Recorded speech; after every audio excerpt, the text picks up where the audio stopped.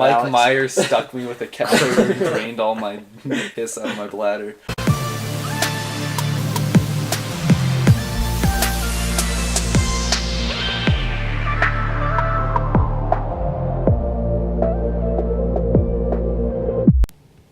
Hey there, what's going on, guys? Kyle from the Extremely Low Budget podcast. This is our episode 6, where we review the Halloween franchise. Now, unfortunately, the beginning of this video, there's some kind of weird technical glitch going on, and you cannot really make out what we're saying. So here I am recording a new intro for you. And if at any point in the video you hear some weird thing where it sounds like some comedy movie fast forwarding, that would be why. Just in editing I must have missed it, and so I apologize if you have to listen to any of that. Hopefully it will be pretty minimal. With me in this episode is Derek and Alex, and essentially all that you're going to be missing and hearing me re-record was the very beginning where we talked about the first half of Halloween. So I'm going to go ahead and bring you up to speed, and you'll pick back up with the regular podcast in a minute.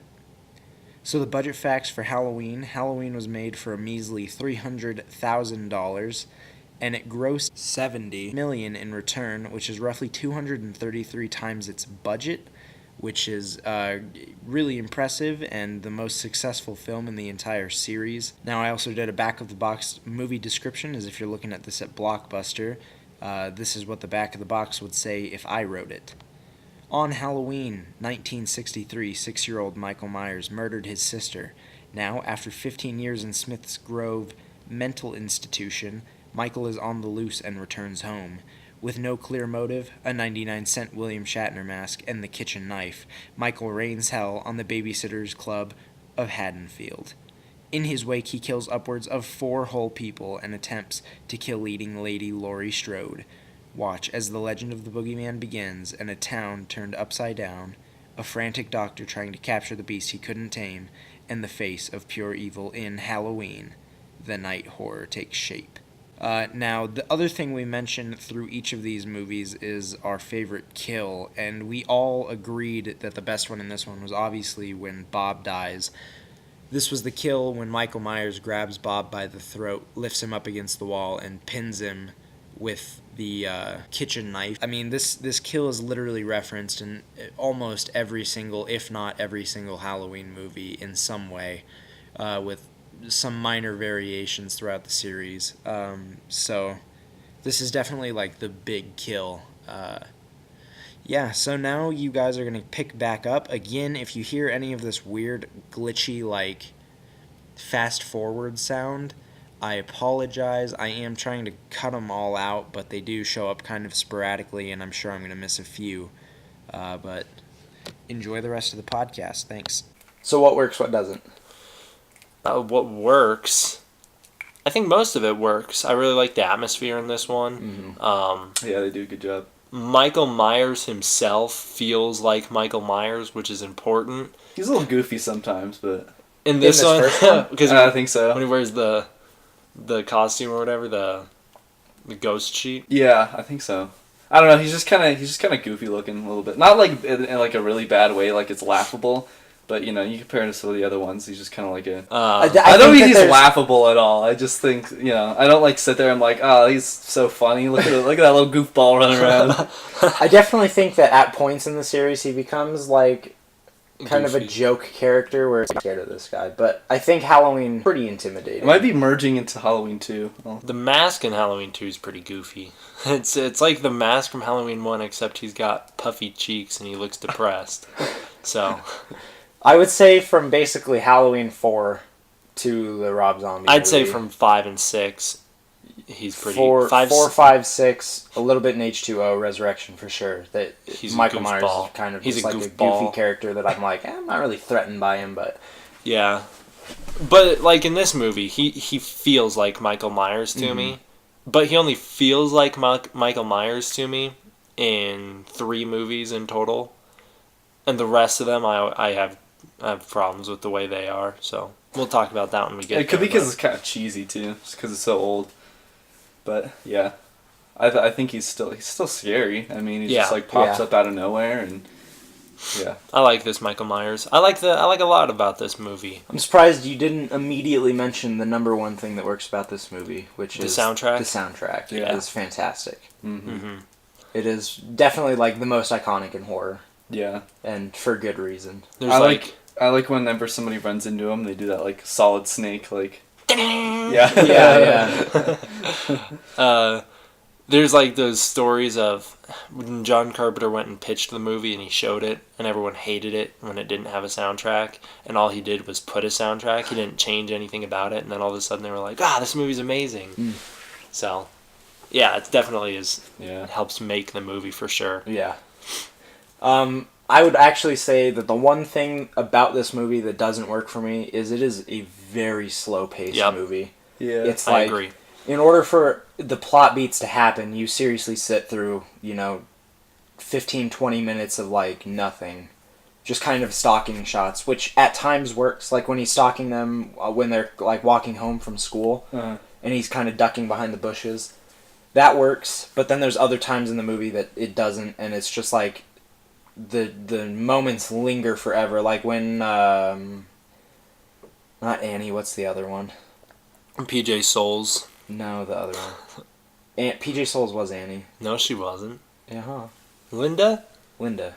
Oh, Linda is PJ Souls. Yeah, no, I was right. You were wrong. I was right. Okay, yeah. What? You just agreed to it. Okay, yeah, you're right. When Annie was, like, in the laundry room trying to wash her clothes or whatever she was doing, trying to dry them, that took forever. It was like, just move I kind of on like with it, though, because it's all, like, one take, and you keep seeing Michael Myers, and then he's, like, not there. There's definitely some impressive shots that they managed to pull off, but overall, the movie is so slow-paced that, much as I love the first one, there's always a part of me that's like, oh, we gotta watch the first one again. But, undeniably, the first movie is iconic, and it's deservingly iconic, I think. Yeah. I think they get started with the action, like, pretty much right away, so that's probably what keeps it so slow. Yeah. But, I mean, there's other movies that they start with the action pretty much right away, and it's not slow, because they have more kills, more stuff that you see. Like, So. 6. I was thinking, like, Friday the 13th movies, but. Yeah. I think, recently I've been really liking this movie a lot more, because I've had to watch it so many times, because I've been using it to edit. I think I've really started to like this movie a lot more than I did initially, so. You probably, if you would ask me a year ago, I would have been like, yeah, this movie's boring. But I really like it at this point. Yeah, and I mean, every year in October I'll wind up watching this movie. It's pretty undeniable, but no matter what, I think there's always a part of me that's going to be like, wouldn't you rather just watch H2O right now? H2O? Yeah. Okay. So that's Halloween. Oh. Give it a rating. 10 Mike Myers out of 1 William Shatner. Ooh, what's the conversion on that? I'd assume a William Shatner is like 100, so this is like So? I think it's the opposite. It's a William Shatner out of 10. I was thinking like a William Shatner would be like, so this would be like this would be like 100 out of 10, because William Shatner's not worth too much. Shut your filthy mouth. No, this one's good. It's real good. Yeah. It's kind of old, but it's real good. Mm-hmm. My rating out of 10. Do I usually rate them out of 10? I don't know. We normally piddle. Oh, yeah, that's right. That's our rating. What? I was like, I don't know. Yeah, okay. I piddle. Did you piddle? Yeah, I did. I certainly did. Yeah. I was like, how come I can't remember rating a single other thing we did out of 10? I only remember Alex doing that.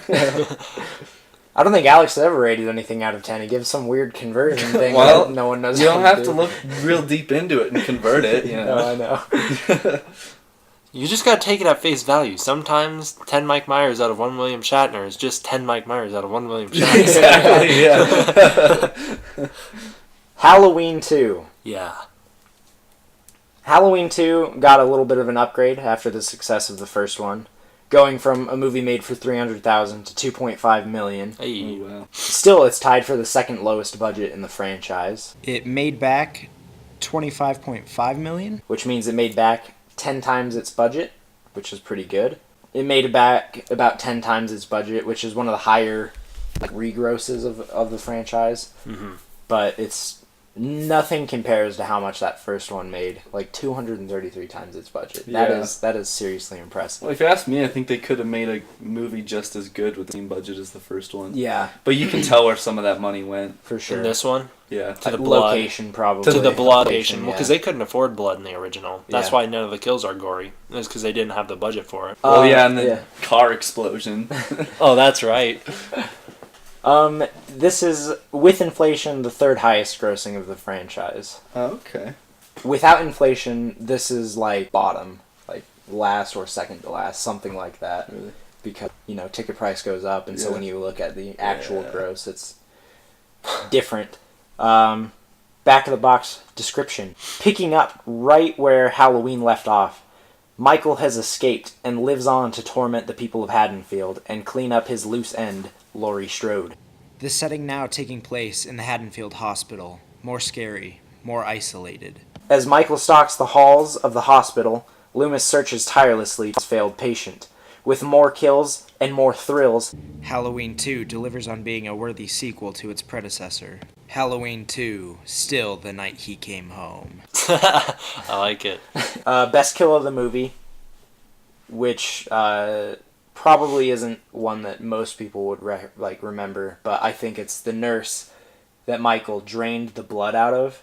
Why is that the best kill of the movie? You don't even see it happen on screen. I know you don't see it happen on screen, and I knew you were going to get like that, but what other movie has done a slasher kill like that? It's such a unsettling unique kill. One too to think it's about. It's super unsettling. Just having an IV stuck into you and all of your blood drained out onto the floor. It's and the way it's shot too is she is the only thing lit up in that room, and the rest of the room is complete black, and it just looks so cool. And I've always thought that is definitely one of the best Michael Myers kills in the whole franchise.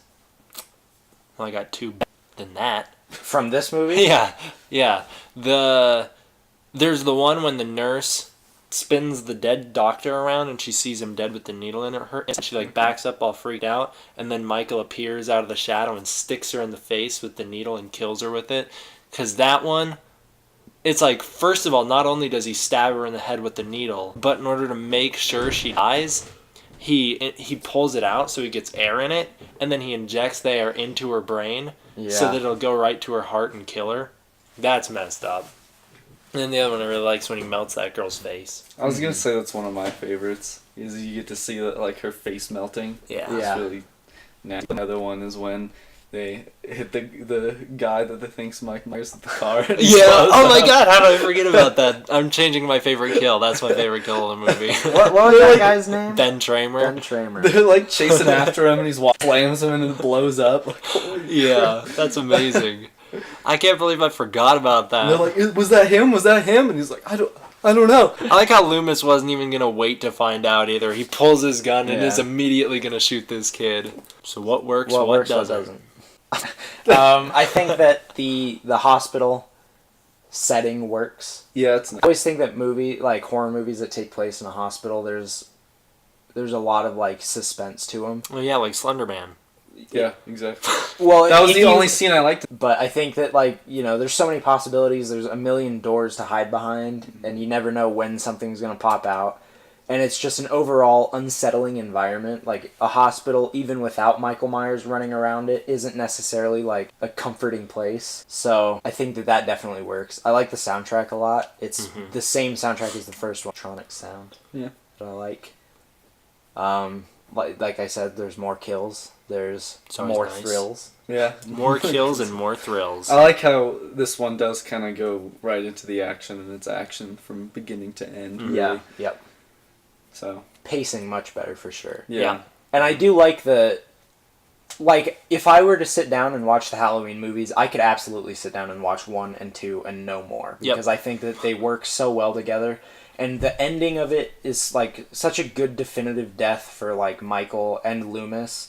They both kind of die together in that big fire explosion. And the ending in general is just fantastic. That whole shot where she shoots his eyes out and the two tears of blood drip down his mask and he starts slashing, they fill the room with gas and blow him up. It's so cool when they bring him back and bring Loomis back, but...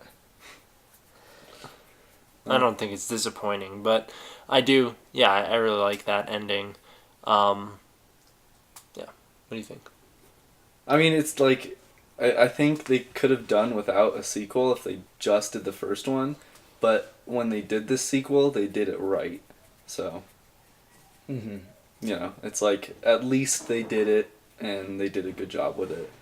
So, I mean, I could do without the second one, but it's still so good that like it doesn't really matter. Yeah. How would you rate it? I didn't even get to say what works. Oh, what works, what doesn't, Derek? What works? What doesn't work would be easier is I don't like Laurie Strode in this movie because she is like does nothing the whole film. Yeah, it's she a doesn't fair talk. criticism. I think that Michael's pretty cool in this one. Yeah, this is my favorite of the whole series. Me too. I think that I could sit down... I'm always more excited to watch the second one than the first one, and I think it's because the pacing is faster. Last thing before we piddle or not, what did you guys think about the plot twist that Michael and Laurie are brother and sister? I don't mind it. Initially, with the new one erasing that, I was upset. But the more I thought about it, I like the idea that they're not brother and sister because it makes Michael more threatening because now anyone could be his target. Exactly. But I also don't have a problem with it because it's not like he's like, well, I'm not related to you, so I'm not going to kill you. It's more of he has a goal, and anyone who gets in his way is going to get killed. So I don't have a problem with them being brother and sister. It kind of gives him a reason to go after her, because if you think about it, if she's just like a random girl, what's his motive? Like, oh, she ran away, so now I have to kill her. See, that's the thing I like about him is I don't know his motive. And it's like, I don't hate that they're brother and sister, but I think that he's more intimidating when I don't know that. And I think that it was just kind of an odd plot twist that like I didn't really see coming, and I couldn't really understand the reason that they added it, aside from giving him motive. But there was no other reason, it's just to give him a motive. To me, it's just kind of like a I don't love it, I don't hate it kind of thing. But I do kind of I kind of prefer the 2018 one where they're not related. Well, see, I did like the idea of him just kind of going after her because, like, she got away, and he's like, nobody gets away from me, and he just tries to come after her. I also like in the new one, well, I guess we'll talk about it when we get to the new one. Never mind. Alright, did you piddle? Yeah. Definitely. Yeah. It was like that scene you were talking about where she has her blood drained but with piss. Someone sticked you right in the weenie and drained it. What are those things called? The catheter. Drained all the urine out of Mike Alex. Myers stuck me with a catheter and drained all my piss out of my bladder. Yeah, I definitely had a good urination after this. Halloween 3. Yes. Halloween 3, Season of the Witch. The back of the box description should just be... If this movie wasn't a part of the Mike Myers the Halloween series, I would like it more. Mm-hmm. So, Halloween 3 was John Carpenter's original vision for the Halloween franchise. He wanted the Halloween series to be an anthology where every movie took place on Halloween but was a new story. But after the first one, the studio didn't let him make that. They wanted more Michael Myers because he sold so well the first time. So reluctantly, he agreed to make another one where he definitively killed Michael. And then when he came into the third movie, he was like, we're doing this my way, I'm making my anthology, and this is it.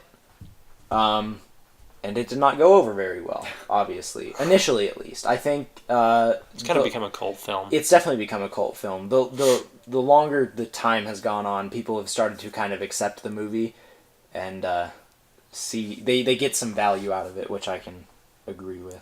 Yeah. Fun fact. This time, watching it for this... First time I've ever watched the movie in one sitting all the way through. Me too. Before that, I had seen the first half, and I had seen the second half. I think that The movie was made for $2.5 million. It only made $14.4 million, which means that it made back about 5.75 times its budget. Nice, I guess. It's not a lot, but... This one also, kind of with gross inflation, shows up like kind of dead middle of the franchise. So, back of the box description. Forget everything you thought you knew about Halloween. This year there's a new shape in town, and it comes in the form of a shamrock. Yeah. Watch as drunk surgeon Daniel tries to save the day while the evil Silver Shamrock Company tries to kill America's families with masks that melt kids' faces and produce bugs and snakes from the carnage. Yeah, that's the real plot. Enjoy as developments such as stealing Stonehenge, or using Stonehenge to kill children, or emitting deadly beams from Stonehenge occur. And play the at-home drinking game where every time you utter "what the fuck" at the movie, you try not to die of alcohol poisoning when you take a shot. Critics rave that they didn't understand what was happening, and that the romance between Daniel and Ellie was, at times, quite uncomfortable. What? You're telling me that 40-year age gap between them is uncomfortable? Exactly. So sit back, relax, and try not to kill yourself every time you hear that annoying Silver Shamrock commercial. Halloween 3, Season of Confusion. I was not confused by Halloween 3. No, I mean, explain Stonehenge to me then. Because I'm a high functioning Rick and Morty fan. I'm a high IQ'd Rick and Morty fan. This movie did not confuse me. Explain Stonehenge to me then. Stonehenge, aliens. It's like ancient ritual or something. It was evil. It had evil powers, and so they needed it. Yeah, that's about as much as you can say. That's all they tell you.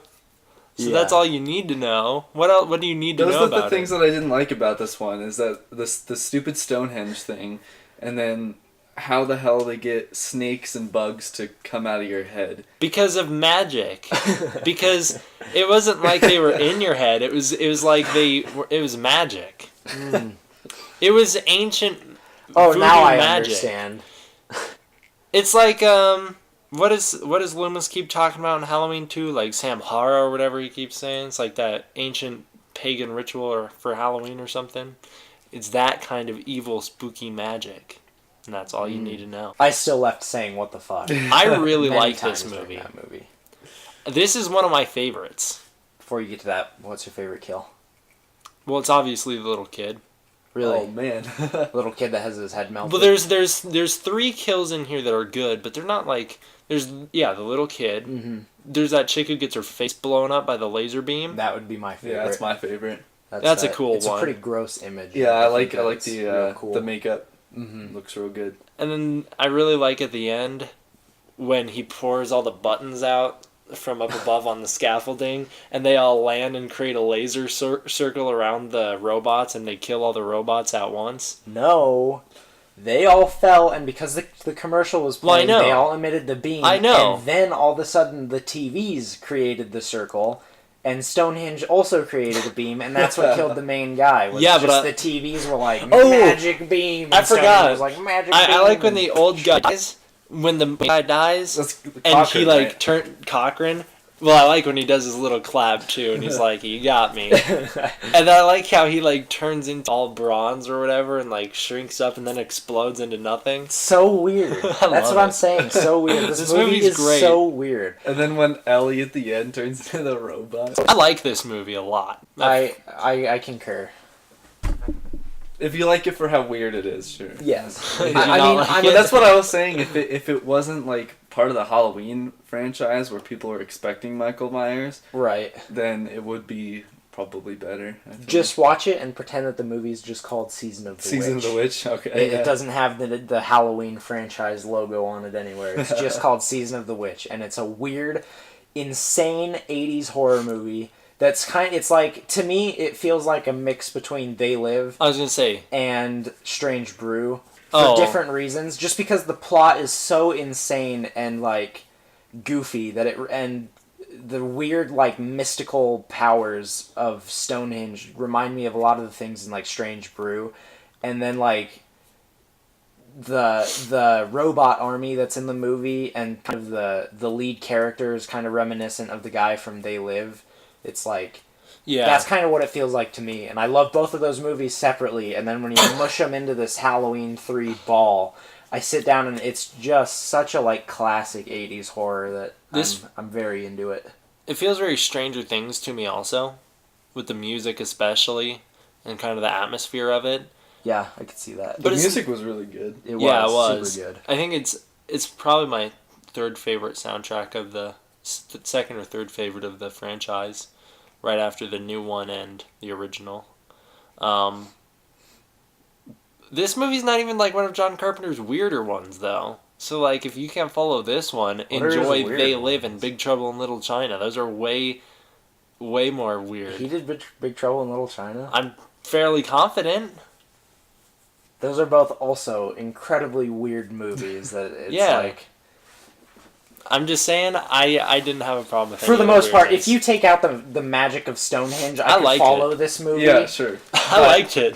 They throw that weird bit in, and the ending of I'm like, what in the hell is happening? And then it's got such an insane ending where literally the entire American population of children dies because they're wearing the mask. They don't die. Okay, it doesn't explicitly say, but it's well implied because there's a third commercial on. Those kids that are watching the TV in the store don't die when it's still playing. It could turn off before.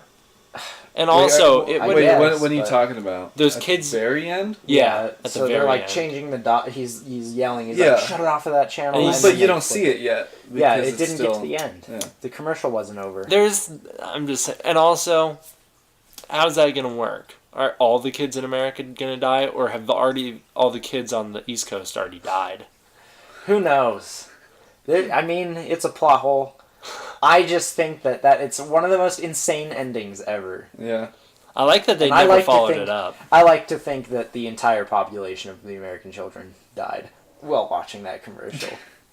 I like how he calls his wife, Call me a glass half full kind of guy, but I like to assume they're all dead. He calls his wife and he's like, you can't let the kids watch that commercial. And she's like, oh, well, you should have gone trick-or-treating with them. He's like, you have to get rid of their masks. And she's like, you're just upset because they like my masks better than yours. And he's like, nah, you crazy bitch. Yeah. But, yeah. I think that the atmosphere in this movie is good as well. I think that definitely worked in its favor.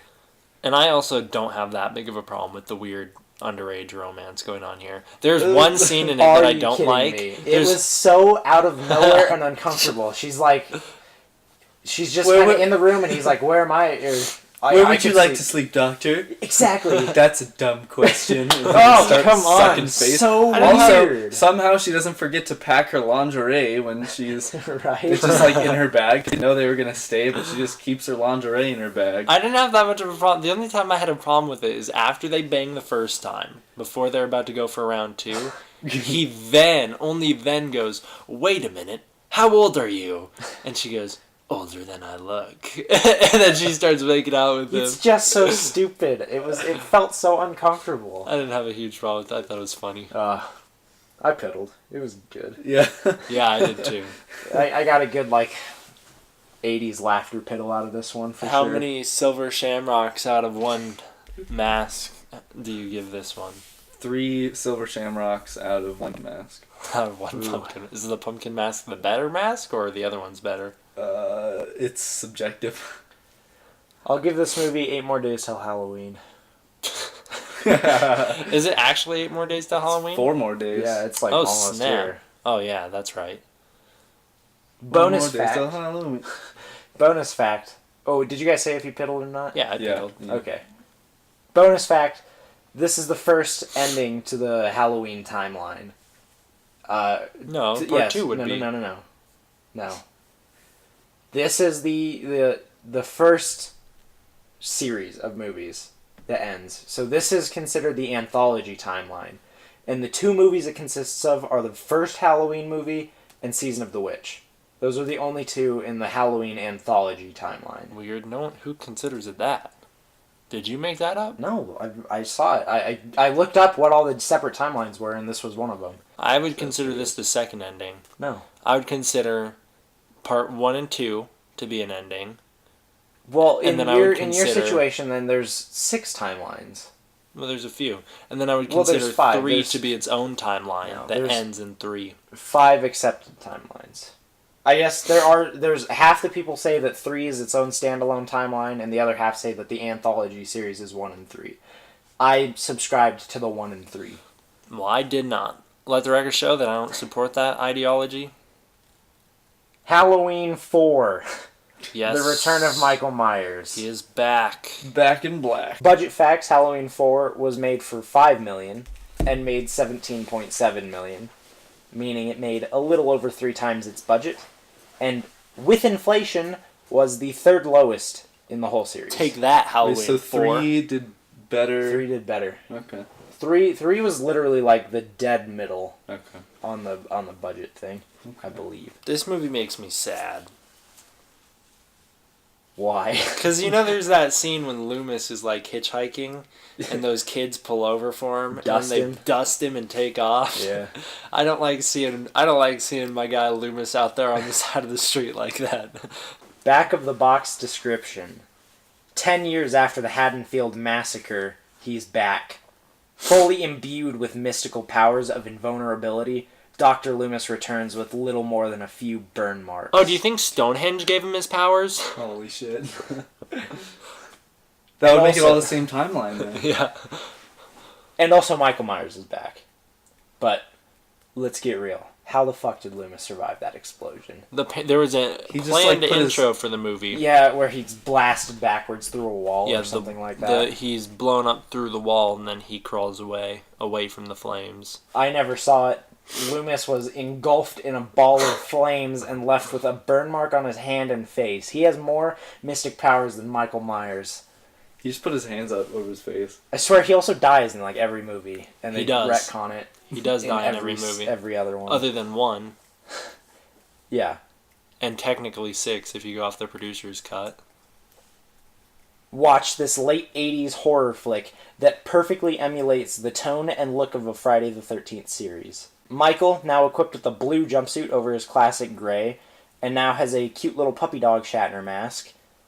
He's on the hunt to kill his niece, Jamie, daughter of the now deceased Laurie Strode, and nothing will stop him. See him kill the people of Haddonfield in the most dull and unimpressive ways. Experience the movie that at points looks so dull and bland, it can be a lifetime film about safe sex. And enjoy just about the only enjoyable thing through this film. 7-year-old Danielle Harris is acting. You're wrong. No, she killed it in these. That is not the only thing enjoyable about this movie. It's the only thing enjoyable. Halloween 4, the return of a franchise. This movie has a lot more that works than you give it credit for. Jesus. I thought it was so goddamn boring and dull. It looked so bad. There were some shots I seriously was like, I feel like I'm sitting in like high school health class because the shots were so cheesy. It was like, this should have like the Lifetime logo in the bottom corner. It just looks so bad, and the movie looks gray and dull, and it's slow, and the kills suck ass. So in the new one, if they got rid of the Mike Myers Laurie sibling thing, is her daughter the same? No, not the same daughter. Okay. Different names and everything, I think. I don't remember what her name was in the new one. Karen. Karen. Yeah. Oh, yeah, Karen. And granddaughter. Yeah. And in this, Allison. Her name's Allison. In this, her name is Jamie. Yeah. Okay. So. And then she'll have another kid that's a different sex in an upcoming movie. Yeah. It is what it Laurie. is. Laurie's a beast. I mean, popping out 2 different kids and 3 different kids. 3 different kids and 3 different timelines. Dies, doesn't die. Related to Mike Myers, not related to Mike Myers. She She's just does been it through a all. lot. Up and down. You see why she's so pissed off in the new one? She can't figure out which timeline she's in. Where do I fit? Alright, Derek, tell me what worked about this movie. Loomis is the big one. I love Loomis in this movie. Yeah, he's alright. Jamie. Loomis always good. Yeah, I don't think he's ever not, other than the remake, part 2. Okay. Yeah, Loomis is great in here. Jamie's great in here. She's so good. Her acting in this was like so believable. She seriously seemed like genuinely terrified at times. It was really, really impressive. I think the actress who played Rachel does a good job. Yeah, she's okay. She's like I mentioned. This feels like A Friday the 13th movie. I don't think so. Specifically, tonally, I think that it fits in with maybe 4. It kind of has the same look and feel as like 3 or 4. I guess it feels like an early Friday movie. The rest of them will feel like the mid to late Friday movies. For sure. Which is a problem. Mm-hmm. Not for the Friday franchise, but it is here. Yeah. The soundtrack in this one I think is kind of played out. Don't even remember it. It's the same John Carpenter soundtrack, except it's all like guitars. And that's how they'll stay for like the rest of them, and I get sick of it. I don't think there are any. I can't think of a single kill from this movie, though. So the only one that I noted was the nod to the first one. First one, he stabs Bill, pins him to the wall. In this one, he takes a gun. Like a shotgun, and rather than shooting her, slams it all the way through her body and out a wall, and it pins her up. And it's like, didn't care about this kill. I didn't care about this kill. I didn't care about this kill. And then I got to that one. I was like, I guess if I have to give a best kill, I'll give it to this one, but the rest of them were pretty unimpressive. Yeah, I actually kind of forgot what happens at the end of this movie until you just talked about the gun. I totally forgot that they wind up stuck in that house together. Yeah. See, and you're telling me that this is a good one. That house is so boring. For like 45 minutes of the movie, they're literally like 5 people crammed in a house, and Michael's just going around killing each one of them, and it's so stupid. I don't think this movie's great. It's not one of my favorites, but I don't think it's as bad as you think it is. Michael Myers, my only problem with him in this movie is he looks like a football player. Like, he's huge. And I hate it. He's got like really broad shoulders. I never pay attention to that. I always look at the mask. The mask looks pretty so goofy. Bad.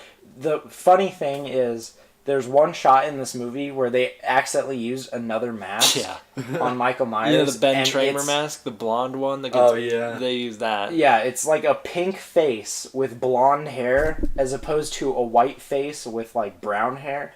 It's so noticeable that I saw it and I was like, what just happened? I don't think it was horrible.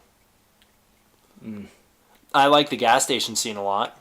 Only good part of this movie. Like, the only watchable scene I thought was the gas station scene. Yeah, I like that a lot. And it's even weird because it's like Michael Myers like drives past the gas pump and they just all explode and like, blow up his car, and it's like, what the fuck just happened?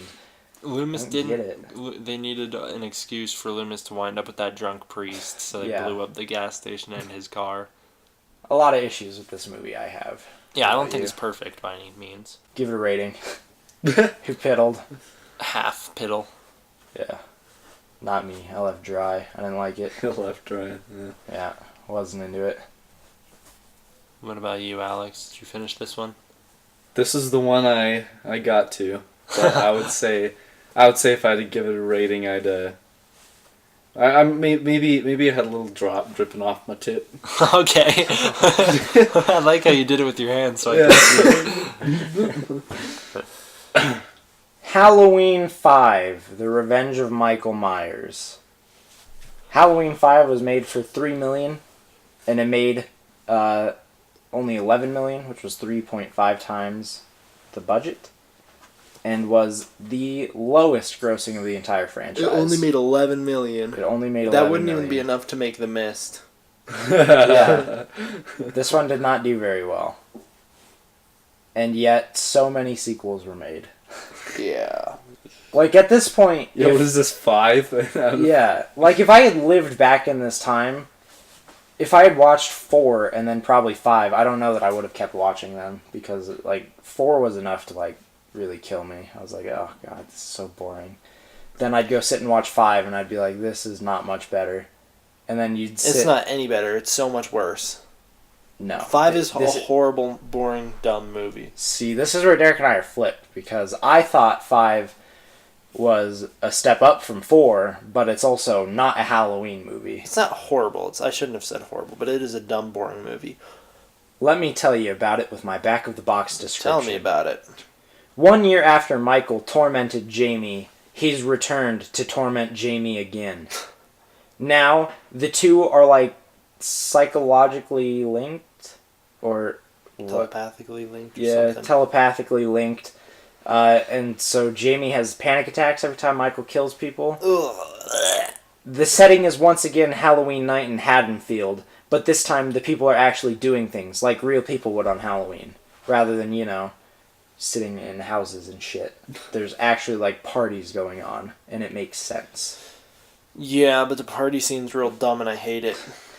Michael has a new slate of potential slaughter victims on his hand, and they're all teens straight out of Friday the 13th. He's also got a new hilarious goofy mask that, because they wanted to achieve that effect that they got in the original with the blacked out eyes, there's film over the eyes, so whenever it's a close-up you can see that the film covers the eyes, and it looks hilarious. It looks like a little kid's costume. Yeah. Another mask. The masks, like, never get better. Up until this, like, Rob Zombie's was fine. Yeah. But, like, 4, 5, 6, 7, 8... Horrible. All bad. Michael returns with a slightly better mask and darker jumpsuit. No, he does not. Will he succeed in killing his niece? Or will Loomis finally see him off to hell in Halloween 5, Friday the 31st? You know what I titled it. You know what I really liked about this movie? Huh. Is when Loomis dies at the end, and it's horrible. I didn't even comprehend that he dies at the end. He has like a heart attack. Well, and it's a Michael, total like, Tommy punches him or Jarvis something. scene. No, Michael doesn't land a hit on him. He grabs a wood plank and then just beats Michael with it. Yeah. Oh, I remember this scene. I remember watching this one, actually, yeah. And he's yelling like the Tommy Jarvis, "Die! Die! Yeah. Die! Die!" And then that chain. Yeah, yeah, yep. yeah, And then he drops the plank and just lays down on Michael dead. It's so stupid. I hate this movie. There's one good part. What's that?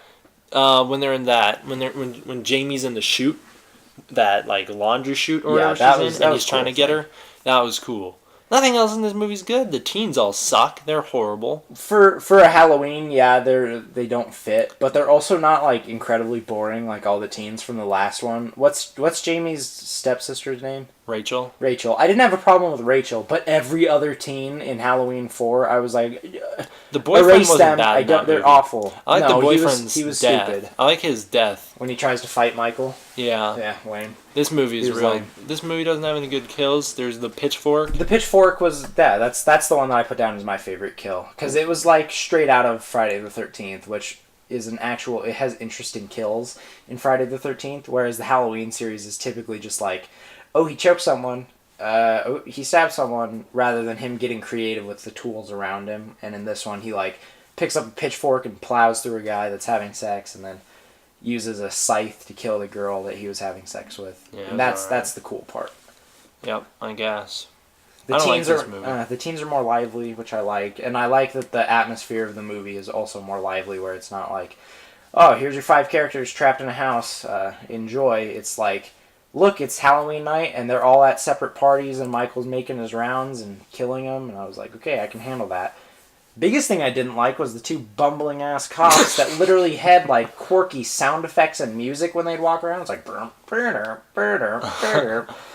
Yeah, one of them trips. they and get like a little. a slide whistle. Woo! They Like, get a oh, little Jesus. nod in the new one, in the 2018 movie, when they're with those 2 cops in the car Yeah, eating yeah. the sandwiches. except those ones weren't terrible. Yeah, These they weren't. two- Those ones these two weren't are bad such cops. These 2 idiots. are. And there's that one scene when the guy jumps out as Michael Myers, ready to kill that girl, and they pull their guns on him, and then it's not Michael Myers, and he goes, "It's a good thing we're lousy cops, or you'd be dead." Jesus, I As know. if like that's supposed to be a comeback or something.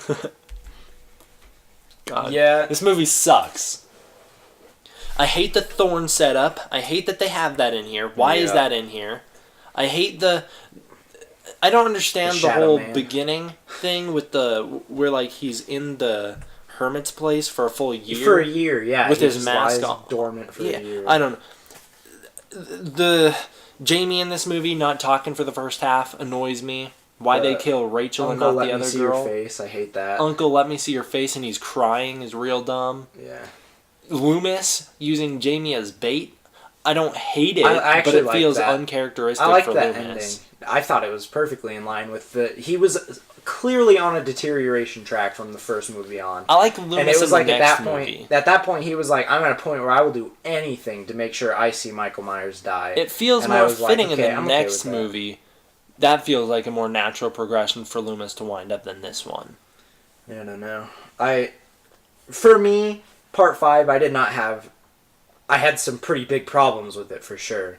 But overall, if I were to sit down and watch a Halloween movie, this one's lively enough to keep me entertained. I'd probably pick 4 over there. I would pick So 4 I over would this. pop 5 in. I wouldn't mind popping 5 in. I would definitely put it in before I rewatched 4. That one's so boring. Yuck, this movie sucks. Did you piddle? Nope. No? Dry. I piddled. I'm a dry boy. I'd say dry. You both? Maybe Backstabbers. like kind of like with the last one, like I went to the bathroom and I'm like, now I got like a little bit left over. Had to wring it out. Yeah, I had to wring it out. Now on to the greatest of Halloween. Oh wait, you know what else I hate about the last one? What else do you hate about Oh the last man, one? when they arrest Michael Myers and Yeah. he's on his knees Pretty bad shot. twiddling his thumbs, playing with his chains like an Looks so- absolute goobus. So stupid. I I can't noticed that when I was watching the movie too. I was like, is he like playing with his chains? What is he doing? There's a YouTuber I watch called Dave McRae who always talks about this movie that he hates it. And at one point he mentions, like, in one of his videos, he mentioned, oh, I hate the shot of Michael Myers in his prison cell because he looks like just a little kid. And I didn't understand what he meant until I watched it again, like, last week or the other night. I was like, oh my god, I cannot believe that Michael Myers is sitting on his knees playing with his chains. Yeah. The Shadow Man comes and lets him out. I hate the Shadow Man. I can't stand this movie. It's still more tolerable than a few of the others, surprisingly, but yeah. You know, it's a general consensus that everyone really hated Halloween 5, and it shows because it's the lowest grossing. I still don't think that's deserving. I think that there are They're the next plenty one. worse. Plenty I think worse there's than 5. 2 of them that are worse. There's at least 3. There's 3 of them that are worse. I have like 4 that are worse. I have think. 3 now that I think 4 about or it. 5. Halloween 6, The Curse of Michael Myers. Mm-hmm. Halloween 6 was made for $5 million. It made back $15 million, which makes So it 3 times 3 turnaround. Yep, it's a 3 turnaround. This was also the second lowest grossing of the series. So 4, 5, and 6 were the bottom 3, even with inflation. Which, you know. Sorry, Jamie. Nobody gives a Lloyd. shit. She gets Yeah. she gets trashed in this movie. Now this is also the end of another timeline. This is the Jamie Lloyd timeline, which Yep. includes movies 1, 3. 2, 4, 5, and 6. Yep. So if you want to watch what's potentially the worst timeline, Not potentially. that is it. Oh wait, no. This is not the worst timeline. Yeah, I was gonna say there's probably another one that's worse. Oh yeah. Oh yeah. My back of the box description. Welcome back to Haddonfield once again. In the 6th installment of the Halloween series, Michael once again stalks his niece Jamie, but this time returning character Tommy Doyle, now played by Paul Rudd, Finally, he's back. is out to kill Michael once and for all. And of course, the good Dr. Loomis returns for one last time as actor. Oh, I'm having trouble reading. Donald Pleasance. Yeah, as actor Donald Pleasance died after the making of this film. Dear. That sounds pretty solid It was there, during right? the making of this film. During reshoots of it at the very end. Right. Yeah. I mean, that doesn't sound terrible. Michael back stalking Jamie. She's older now. Tommy Doyle's helping kill Michael. But oh boy, does it go wrong. Yeah, here's what I didn't tell you. There's a shitty backstory involving a pagan ritual and a Michael Myers cult. And you know what? This isn't even the worst. The way they handle it in the theatrical cut's not even that bad, if I'm honest. It's not the worst backstory. That's the Michael one that we has. watched. Yep. Yeah. Because at the end... It's the worst backstory he has. Are you kidding me? No. Yes. At the end, when you have all your guys there, and they're like ready to do their ritual to sacrifice the baby, and Michael's just like, well, I don't want to be in this cult, and he kills every single one of them. I like it because it returns Michael to like an unstoppable force that you don't know what his motives are. Yeah. Whereas in the producer's cut, when he's just, oh, well, I'm a cult guy and you got me there. Stands idly beside them. It's it's real bad in that. So Michael Myers' backstory is he was like built out of a cult, and he is basically the embodiment of Satan or something like that. It's like he's trying to transfer his soul into a new body. Because it's like the Shadow Man. Yikes! The Shadow Man speaks to him when he's a child and corrupted his mind. Jamie Lloyd is killed off like 10 minutes into the movie. Oof! Big oof! All Tommy gets to do is protect her recently born son. Awful plot twists ensue. Incoherent plot, almost as incoherent as your line delivery here, buddy. Awful plot ensues. Coherent plot seems to be missing, and I can't remember the kills even 2 minutes after watching the movie. There's one kill that I remember in this whole movie. The good news is the ending. No, just kidding. It's confusing and terrible. What? Were you supposed to say that, or did you just get surprised? No, this is what I wrote. Okay. All this and more in Halloween 6. For the love of God, don't watch this movie. I like the back of the box description. The back of the box when you pick it up. Don't watch this. When you pick it up, you're like, oh, is this one going to be good? It says good news, and you're like, oh, sweet. Good news, the ending. Nope, just kidding. And you're like, well, that goes back on the shelf. Exactly. Could you imagine picking up a movie and you turn to the back and it says, for the love of God, do not watch this. Yeah. I would watch it. That would make me watch it. I'd go, oh, it's that bad? Oh, the cashier at King Supers is telling me that Slenderman's that bad? Or wherever you were. I remember 2. Wendy's. Now that I think about it, there's 2 kills in this movie that I remember. One of them is amazing. One of them is not so amazing. Okay, what's your favorite one? The head exploding. Whose isn't the dad's whose head explodes? It's not mine. What?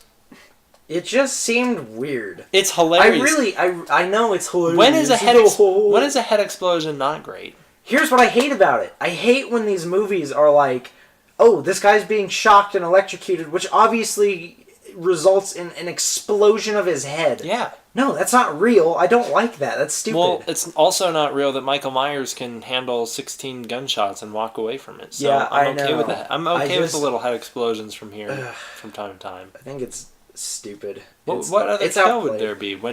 There's the only other one is that I can think of is when reshoot Michael Myers takes the actor who played original Michael Myers in the movie and smushes his head into the bar and his head like flattens out.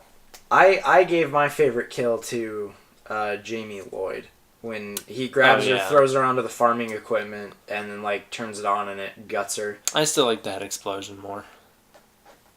It's so like cheesy and like but this movie is pretty cheesy. Yeah, so. I know. I was also the mother who gets decapitated off screen is also kind of okay. So, in this marathon, I had only ever seen 1, 2, and 3 multiple times. I'd seen half of 4 twice, and I'd seen 5, 6, 7, 8, and 9, and then both of the 9 and 10. That's all of them. So I'd seen 5 through Halloween 2, the Rob Zombie edition, each one time. So I was kind of excited to get back and watch them all again. And I was like, oh yeah, it's the Paul Rudd one. I love Paul Rudd, so maybe this will be good. But my goodness, this was like day one Paul Rudd. Yeah, he's not horrible. Acting, and his like accent that he uses is so weird Michael through the whole Myers movie. Is an unstoppable killer. There's one good line. It was more like this. He was like, back on Halloween night. Like, he had some weird, like, it wasn't like British, but he was using some kind of goofy, like, accent. There's one good line is the whole movie, and it's the only one that sounds like a natural line, and that's at the end. There's that cult chick who runs out and grabs him and is like, Michael Myers is back and he's angry, and then it's like revealed that he cut her open and she falls over dead, and he just goes, oh shit. That's the only good line of the whole movie. Oh goodness. Michael in this movie does not, this is where it really shows. Michael does not feel like Michael Myers anymore. He moves very awkwardly. The original actor who plays him has a big belly, so he comes off as laughable. The reshoot, you can notice, it's noticeably thinner, which I'm glad they switched him out. but even then, he still moves like too sporadically for me to like it. The Mask is alright. I didn't have that much of a problem with The Mask. So yeah, in terms of the series that we've watched so far, The Mask probably goes 1, 2, 6, and then 5, then 4 for me. This is that's the only thing about this movie that I was like, oh, it's not bad. I hate the Shadow Man. I hate the cult. I hate the fact that it's the Strode family living in the Myers house. Like, why did we need that? Yeah, for real. Also, who the hell were these Strode? Who were they? Don't get it. They were the uncle. It was Laurie's uncle. It made no sense to me. The whole time I was like, who are these people? Like it's just like another family that has the Strode name. Are they related? Yeah, it's supposed to be her uncle. I didn't get it. There's two other things about this movie that I like. I like the fact that the Myers house looks like a normal house again compared to the last movie. When it's like a big rundown. It's like a big castle in the last movie. I hate that. It seemed like a normal house to me. No, it was not. The other thing that I like about it is I really like Loomis in this movie. He's just kind of like done with it at this point. Yeah, he's definitely back to he's tired, and I like it. He's grounded in sanity this time. Like, he feels like he's sane, but he still kind of acts insane, which is fine for me. I think that he did a good job, and I really didn't hate the ending of the movie, other than the fact that they felt the need to kill Loomis. They don't show it. It's implied, but even then, you hear him yell. Like, come on, Halloween 6. Just because he died doesn't mean like you have to kill him. He could have. Paul Rudd could have beaten the snot out of Michael, and literally, because all that green stuff's all over the mask. Yeah, he literally beats goo out of Michael's face with a board, and then Loomis goes back in to make sure he's dead. Just leave it there. I don't. Yeah, make it more ambiguous to me. I don't. Need to hear him yell. I didn't even want the. I don't like that shot of the mask, the green goo covered mask on the ground with the needles next to it. I would have preferred if they, because here's what I would have done if they said, hey, reshoots are pretty much done. All you get to do is add like one line. What I would have done is the green goo that he injects Michael in turned Michael mortal. Now Michael gets beat up and killed by the pipe. I don't care. I want him gone. Loomis can say, I've got some work to finish. We don't need to find out what work he's talking about. He can just walk back in. I don't care. Thinking about it, here's the ending that I would have gone with, is I would have had Loomis go back in, and he's like, I have to go make sure that he's dead or something. And then he pulls apart two, fills the room with gas, and blows them both up. And they both definitively die right there in that moment. But you couldn't do that because Donald Pleasance was... I know, but god damn it, that would have been so much more satisfying than him, I have to make sure he's dead or I have unfinished business to do. He walks in and then he just goes, ah! And then it's like, there's the movie, guys. Like, oh, come on. What was the point? Yeah, and I never even thought of it as Loomis's death until the kill count, and I was like, oh, I guess that was kind of implied. Yeah. But, I don't know. Because I always just thought of it as like, oh yeah, well they had that audio bite from the producer's cut, and they just wanted to use it. Bad movie. It's a horrible movie. I was dry. Would you ever rewatch it? What situation would you rewatch this movie? When I want to compare the producer's cut to this. Yeah, that's fair. I do want to buy the producer's cut because it's so crazily different. Yeah. But it's the only reason I'd want to watch this movie again. Yeah, I also left dry.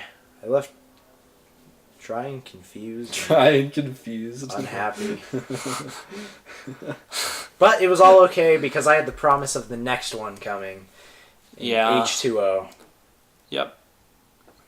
H2O was made for $17 million, which is the second highest in the entire franchise. After the new one? Actually, it's the highest, I think. Yeah. Wow. I'm pretty sure 17 million was higher than both Rob Zombie movies and this. Dang. The returns for H2O were solid. It made back 55 million, which is a little over 3 times its budget. It made how much? 55 million. I wonder how much that'd be with inflation. I find it real quick, but with inflation, it's actually the second highest grossing of the series so far. So in order, it would go Halloween, and then H2O, and then I believe Halloween 2, and then Rob Zombie. Something like that. Back of the box description. It's been 20 years after Michael's first night on the town. He seeks out his sister Lori, who is now hiding in California with her son.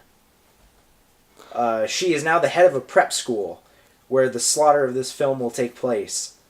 The film comes fresh off the heels of Wes Craven's Scream 2, I believe, after the Scream movies. They actually play a clip of Scream 2 in it. Yep.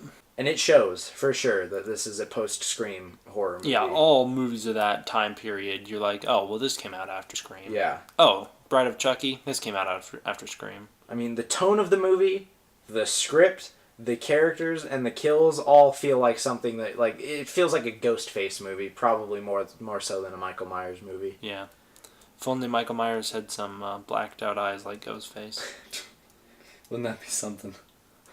The movie gets back to a tense feel and a self-awareness to it that makes it feel fresh and great. And not to mention that this is the movie where Laurie Strode is probably at her most badass point. Yeah. You think this is Laurie's most badass, even with the new one in mind? I think so. I mean, here's the thing, 2018 Laurie Strode felt really real to me. She was going through a lot of, like, post-traumatic stress, and it felt like a real character, and everything that she was doing was real. But in this movie, it's not that she was, like, necessarily prepared for Michael, but she definitely, like, that whole end chase scene between her and Michael Myers felt much more, like, badass and much more personal than her kind of shooting him with guns and stuff. Like, you know, she gets him, she's rolling under the tables as he starts, like, flipping them and stuff, and she's hiding, and she pops out and attacks him, and she manages to, like, stab him in the chest a bunch with her knives, and I think that this right here is her coolest, and then she even, like, goes and decapitates him. Which, I think this one's okay compared to the new one. I think the new one's way cooler. The new Laurie Strode. But I mean, she's definitely more hardened in the new one. In this one, it was like she kind of fell into a sense of somewhat security, even though she clearly was still. And this Laurie Strode would make more sense to wind up like the new one than the new one, because this one dealt with all of the Michael killings from part 1 and 2. Yeah. But I don't know. Is that your full back of the box? You got more? I gave it my little title, which is Halloween Water. Halloween H2O 20 years later. It's so stupid. If you were to expand, so the movie is called Halloween H2O 20 years later, which if you expand would be Halloween 20 years later. It's so dumb because H2O stands for Halloween 20. Would you prefer it be called H2O years later? H2O is stupid. Don't call it that at all. It doesn't make any sense. It's like, oh, look at H2O. It's Halloween 20 years later, and when you look at H2O, it's also like water.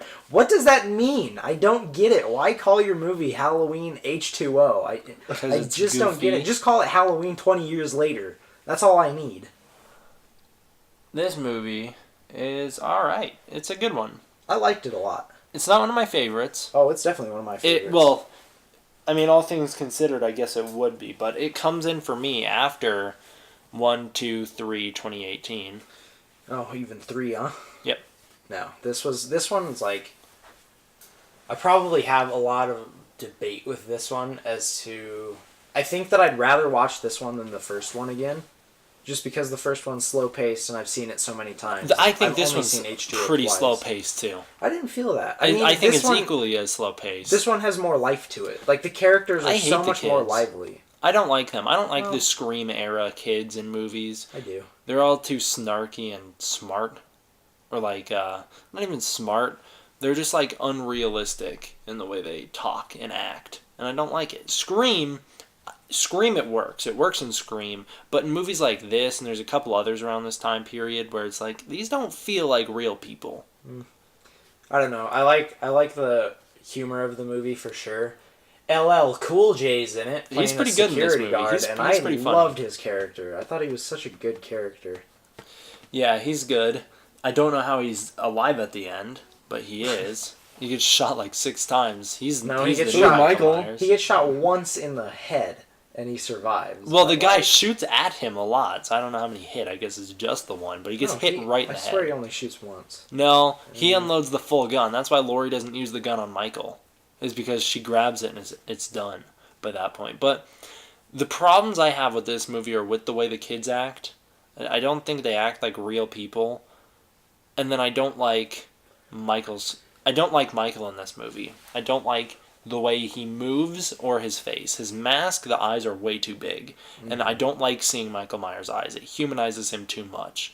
And the way he moves like a toddler. There's one scene in particular when he's trying to open a car door as they're driving off, and it spins him around, and he has his arms straight out like a toy soldier, and he spins around, and then he kind of wobbles backwards. It's towards the end of the movie.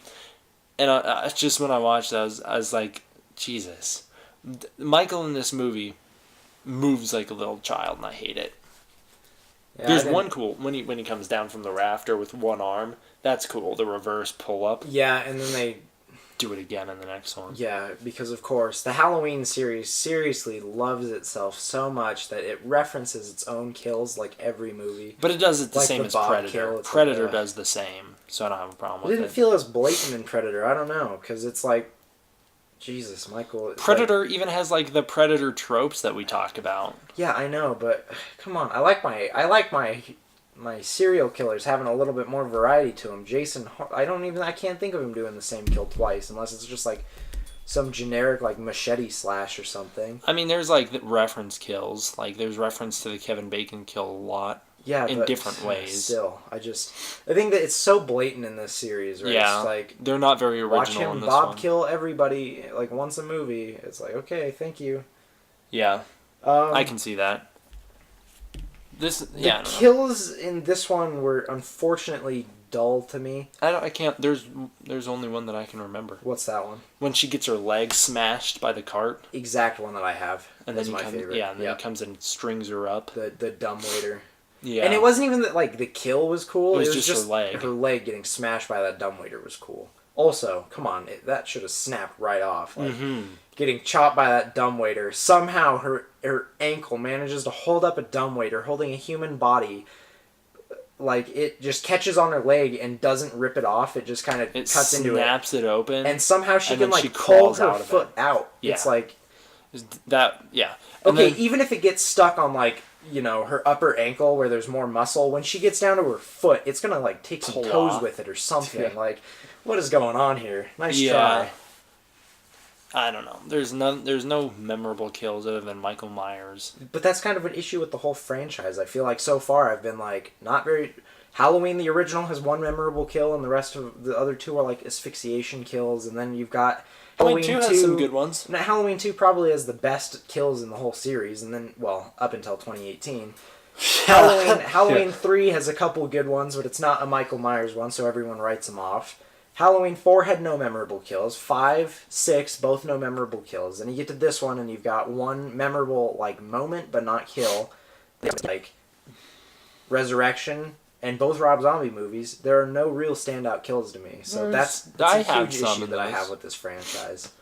Yeah, I don't know. H2O I think has a lot of great moments. Mm-hmm. The soundtrack, I love the organ version of the Halloween theme. It felt, well, like I said, it again feels like it's taking note after Scream, and it has a more, like, big symphonic sound to it. It feels more orchestral than the other ones have, and I like it. That's exactly what I have, but... Yeah, I like that a lot. Overall, I think this movie works really well. I think it's a good one. Good. I don't think it's great. I know a lot of Halloween fans are like, this is the second best Halloween movie. I think it's okay. I think it's better than most. But I would rather watch quite a few others. Oh, I wouldn't. I also like the ending where Laurie goes and decapitates Michael Myers and the whole series ends right there. If it had ended right there and there wasn't a next one, maybe I would have different feelings about this movie and I'd be like, oh, this is awesome. What do you mean next one? There is no next one. This is the end. Yeah. No. I don't know. There's a lot to like in this movie, but then I have some big flaws with it. Mostly about the way the characters interact. Feels unnatural to me. But I do like the end battle between Laurie and Michael. It's good.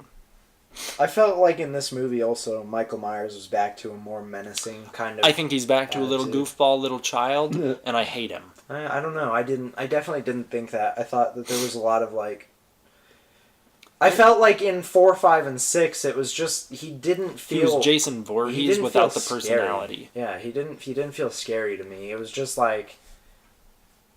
I don't know. He felt real bland and like nothing. But in this one, I felt like he kind of got back to a point where it was like, yeah, I mean, if I saw him through that one like circular glass thing face to face, I would probably be shitting my pants. He's pretty scary. I hate the scene that comes. What happens right before that when they drop the keys and he has to go through each key trying to figure it out. Like, come on, Michael Myers, pull that gate down.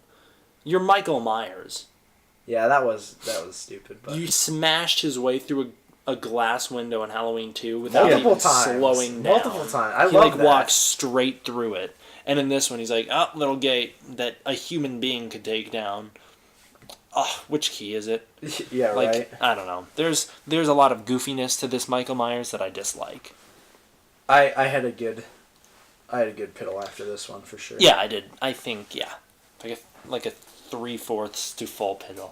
Yeah. I definitely had a good full piddle. Maybe verging on some urination for sure. Verging on some urination.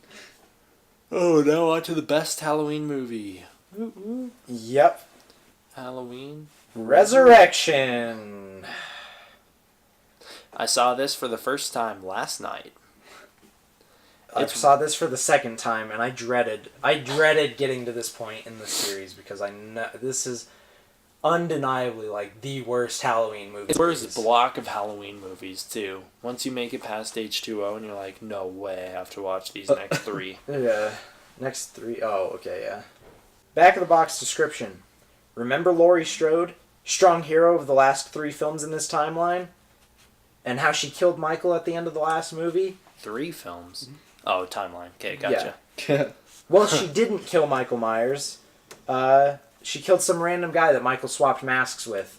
And this was enough to somehow get her into a mental institution where she's just sitting and waiting for Michael to come back and try and get her. The thing is that, okay, so she kills this guy, right? And she feels all guilty about it, so she goes to the mental institution. She's in the institution, she's normal. She's like, I'm not taking these pills, I'm high functioning, I don't need this. Why is she in there? She somehow set up a trap at the top of the building? Yeah. Yeah, I didn't even think about that. How did she do that? Yeah, I don't know. Why is she in there? I hate it. Because they needed her trapped. They needed to kill her off. Couldn't you just say, she got him. She got Michael Myers. Michael can't find her. He went home. He couldn't find her and he went home. Couldn't you just say that? Leave her alive. Just leave her alive? No, because Jamie Lee Curtis, she came back to the Halloween franchise on one condition. That she got to kill Michael. She gets to kill Michael Myers. They didn't let her kill Michael Myers, and she got pissed, and she's like, well, then I'm taking Laurie Strode off the table from you guys, and you can no longer use it. So she was like, you're going to kill me in this movie. Or she could just be like, hey, remember in part 4 when I didn't come back? Have fun. You're going to do that again. Well, anyways, and I guess they actually like told her at the end of the movie, like at the end of filming H2O, they told her that when she decapitates that guy, it's not going to be Michael Myers, and she was like, don't you dare put that in H2O. She's like, you can put that in the next movie, but you're not putting that in this one. In this movie, I get to kill Michael Myers. Like I told you, I'm coming back to kill Michael, so that's how you're going to end this movie, is with me killing Michael. And the audience is going to believe that for a while. It is kind of obviously not Michael. Although at the same time, how is it not Michael? The only thing that's still obvious... He's trying to kill her in the ambulance. Yeah, the only thing when it's obvious is when he touches the mask at the end, and he's clearly like, why do I have a mask on my head? Yeah. But before that, he tears his way out of a body bag. He tries to attack her. He gets thrown out of the car. Yeah, ejected through the windshield of an ambulance, and the guy's still fine. He ejects through the window. He sits up, just like Michael Myers, stands up, gets smashed by a car, gets thrown down a cliff, gets pinned against a tree. How is he not dead? Yeah, and he still looks up and tries to pull his mask off. Also, in Resurrection, so Laurie gets him trapped and is like about to kill him, but rather than killing him, he starts pulling on his mask the same way the guy in H2O did. And it's like, how do you know to pull on that to trigger her like PTSD about what happened? And so she gets all close. He grabs her, throws her off the building. He stabs her and then drops her. She gives a good line where she's like, "Oh, I'll see you in hell, Michael." I hated that. I hate drops. that she kisses him on the mask. Yeah, that was a little weird, but she was still like, "See you in hell, bro," and falls, and it was like, all right, well, here we go. So now what's this fucking movie about? Nothing good, I promise you that. Mm-hmm. Michael, now that he's finally succeeded in killing Laurie Strode, is returning home. No, but he shouldn't be. If you were to really go with the Halloween theme, the idea of Michael Myers, He should be going after his son. He would be going after the son. Yeah, but he doesn't. For some reason, he's just like, my sister's good enough, I'm going home. He goes home, but it turns out that a reality show featuring a bunch of teens is now being filmed in his house. A bunch of teens who are trying to discover what Michael Myers' motive is or something like that. They're like, why is he doing this? Let's look through his house. Yeah. And you can tell, you would know. You're like, oh, why would the police have not confiscated that? Yeah. Loomis would have gotten his hands all over that. So you know it's all fake. And it's even fake in the movie. They're they notice, like, right away. Get ready for awful dialogue, body cam footage, horrible characters, a fake Michael Myers, and Busta Rhymes being added to the movie because he is so hip. Yeah. Busta Rhymes. That's really what this movie feels like, is how do we get in touch with the young fan base? Internet. Cameras. Yeah. Busta Rhymes. Busta Rhymes. Listen as they talk about email and chat rooms in this totally non-dated piece of shit film. What the hell are they typing on? I didn't even give it a title because I hate it so much. What are they typing on? What are they writing to each other on? That weird notepad that sends notes to one another? Is that a real invention or is that for the movie? I'm sure it was real, but like... What kind of like idiot I said, uses this that? is dated as hell, and it's like if you were not a teen back then, you probably don't understand what the hell is happening. Yeah, Jesus. And then there's like, I hate how the whole final 30 minutes of the movie rely on that goofy not texting device. Yeah. Where she's like, where is he? Can't you go on the internet yourself and find it or something? There's got to be a way. No, because there was no such thing as wireless internet back then. It was all the dial-up. Yeah, jeez.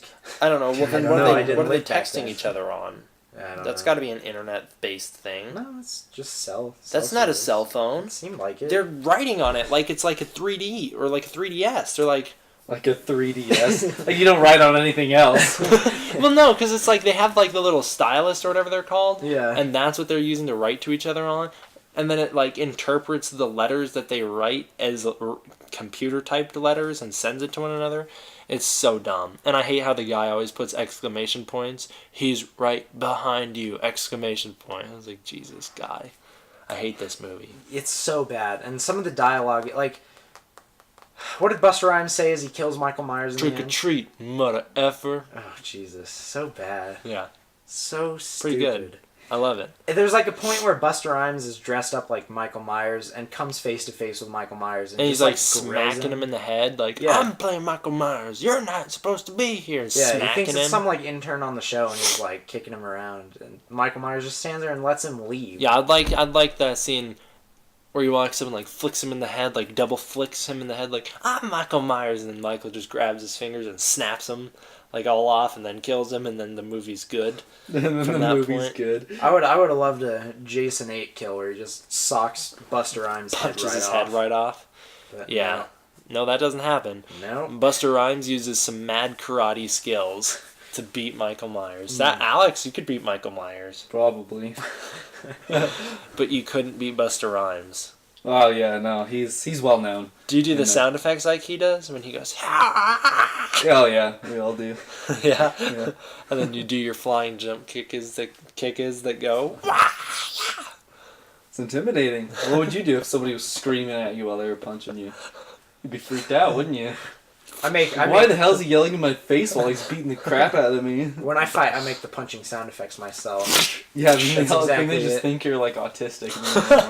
Like I can't. No, it makes them think that they're being hit way harder. I got my fist up. I like punch him in the face, but I also make the punching noise like, and they're like, "Oh my god, that must have been a really hard hit." Yeah, hurts twice as bad as I normally does.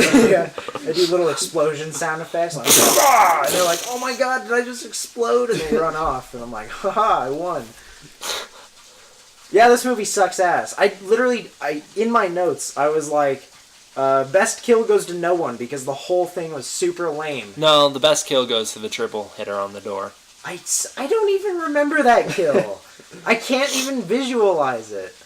It's like halfway through the movie. I seriously forgot about every kill in this movie immediately after finishing the movie, aside from the way Michael Myers dies. Like by a nut shot. Yeah. Which I'd like to add that this Michael Myers shouldn't be affected by nut shots because Laurie Strode gives him a real good one in the last movie in H2O, and it literally does nothing. The second she hits him, he grabs her. He's not fazed by it at all. And in this one, he gets killed by an electrocution to the nuts, and then he's set on fire. But then he's, of course, not dead. He strangles some, like... Yeah, you don't see him strangled. You just see the eyes open. Something like that. Oh, that melted mask on his head that looks so dumb. Looks like a burnt marshmallow. Here's the one thing that I'm happy about is that this movie didn't get to definitively kill off Michael Myers. That this was not like an... I'm both upset that in that universe Michael Myers is still alive, and it's like, well, great. That means that something... I mean, we don't ever have to see anything else come of that, but... I'm also glad that I don't ever get to be like, and Resurrection, the movie that actually killed Michael Myers. That's just another chink in the Halloween armor. It's icky. Yeah, it was real bad. Really bad movie. I think you meant to say kink. No. I think the word you said is racist. Only if you're using it in a racist context, idiot. I think you meant to say kink. It's chink in the armor. I'm cutting this. Yeah, because remember that news article, A Chink in the Armor, about that Asian basketball player? And everyone got all mad? Well, yeah, because it was referring to an Asian guy. But... Yeah, but chink inherently is a racist term. Because of that. Yes, chink in the armor. Chink in one's armor. It's an idiom. Chink. C-H-I-N-C-K. Or... C-H-I-N-K. I'm looking at it right now. A narrow opening and vulnerable area in one's armor. This movie You're sucks. the racist. You hear the word chink and immediately bring it to Asians. Good point. Bonus fact for this movie. This is the end of the third Halloween timeline that consists of 1, 2, H2O, and Resurrection. Potentially the best timeline. No, not the best. Second best, at least. No. Yes. Okay, what one is better? There's the new one. Yeah. And then there's the one that's just Halloween 3. No, that's 1 and 3. I would still prefer 1 and 3. No. I think that without Resurrection, this would have been... Yeah, but Resurrection is like a poopy stain. It's like underwear that like you put into the wash, but then you forget to run it, and so you take it out, and then it's like putting it back on. Jesus Christ. What? I'm so lost. I don't know. It's like it's real bad. Okay, of any Halloween movie, this is the one that forced my urethra retraction right here. No, not yet for me. We'll get there real soon. I did not pit while I was dry. Well, maybe some minor shrinkage. Major shrinkage for this, for sure. Notes for Halloween Rob Zombie edition. This was made in 2007. It was made for $15 million, less than H2O's $17 million. It made back $80 million, which is actually, without inflation, more than the first movie made. But with inflation, it was not enough to put it in the number 1 spot, and it was actually put in number 4. So like I said, it was Halloween H2O, Halloween, H2O, Halloween 2, and then this Rob Zombie movie. What do you have? The new one almost made as much as the Rob Zombie movie, but just in its opening weekend. Yeah. 77 million. That's more. I thought you said 80 million. Oh, yeah, you're right. Yeah, 77 million for the new one. Yep. Just past 100 million for the new one. That means that it's already the number 1 grossing Halloween movie. With 100 million? Yep. Yeah. Although with inflation, I'm sure that that's a totally different beast, but... Inflation for the Rob Zombie movies won't be much. Yeah, I know. Back of the box description.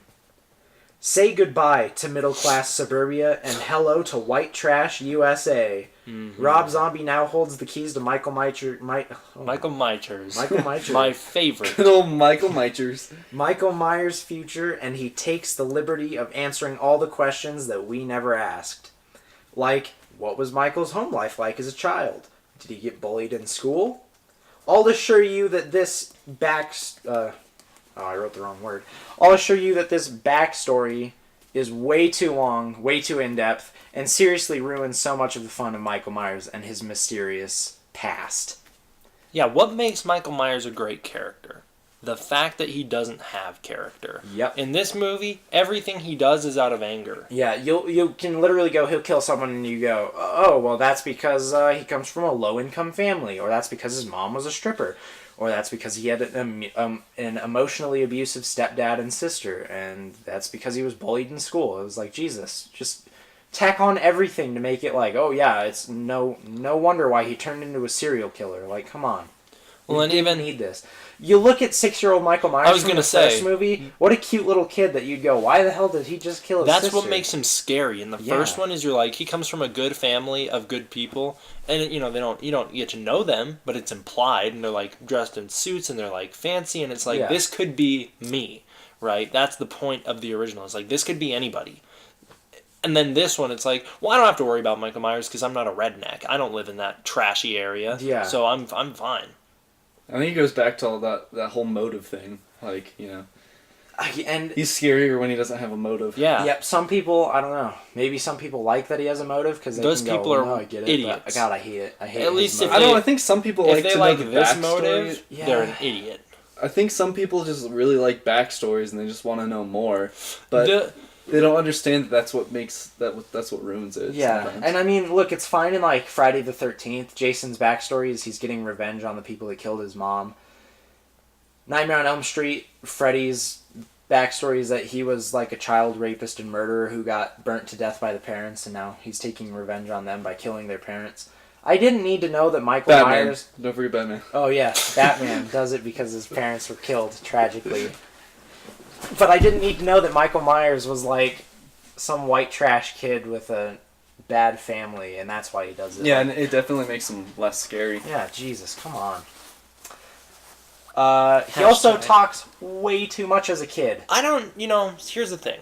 I think it's kind of a double-edged sword here because although I prefer a non-talking Michael Myers, the only portion of this whole movie that I like is when he's locked up and he's talking to Loomis. Jesus, I hated it. Because I like Loomis. That's why. Is because the more Loomis I get in this movie, the happier I am.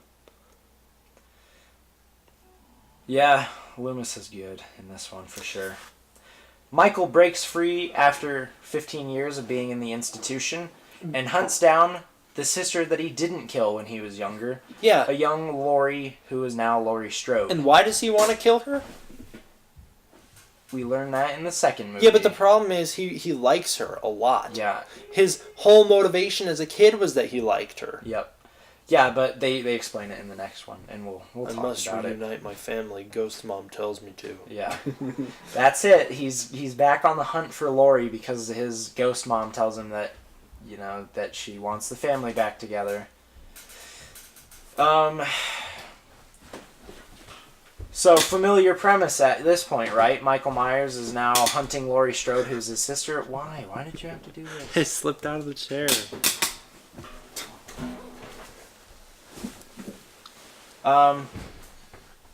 So Michael Myers hunting down his sister sounds familiar, right? Yeah. Wrong, because Laurie is now an equally trashy teen. Yeah, she is.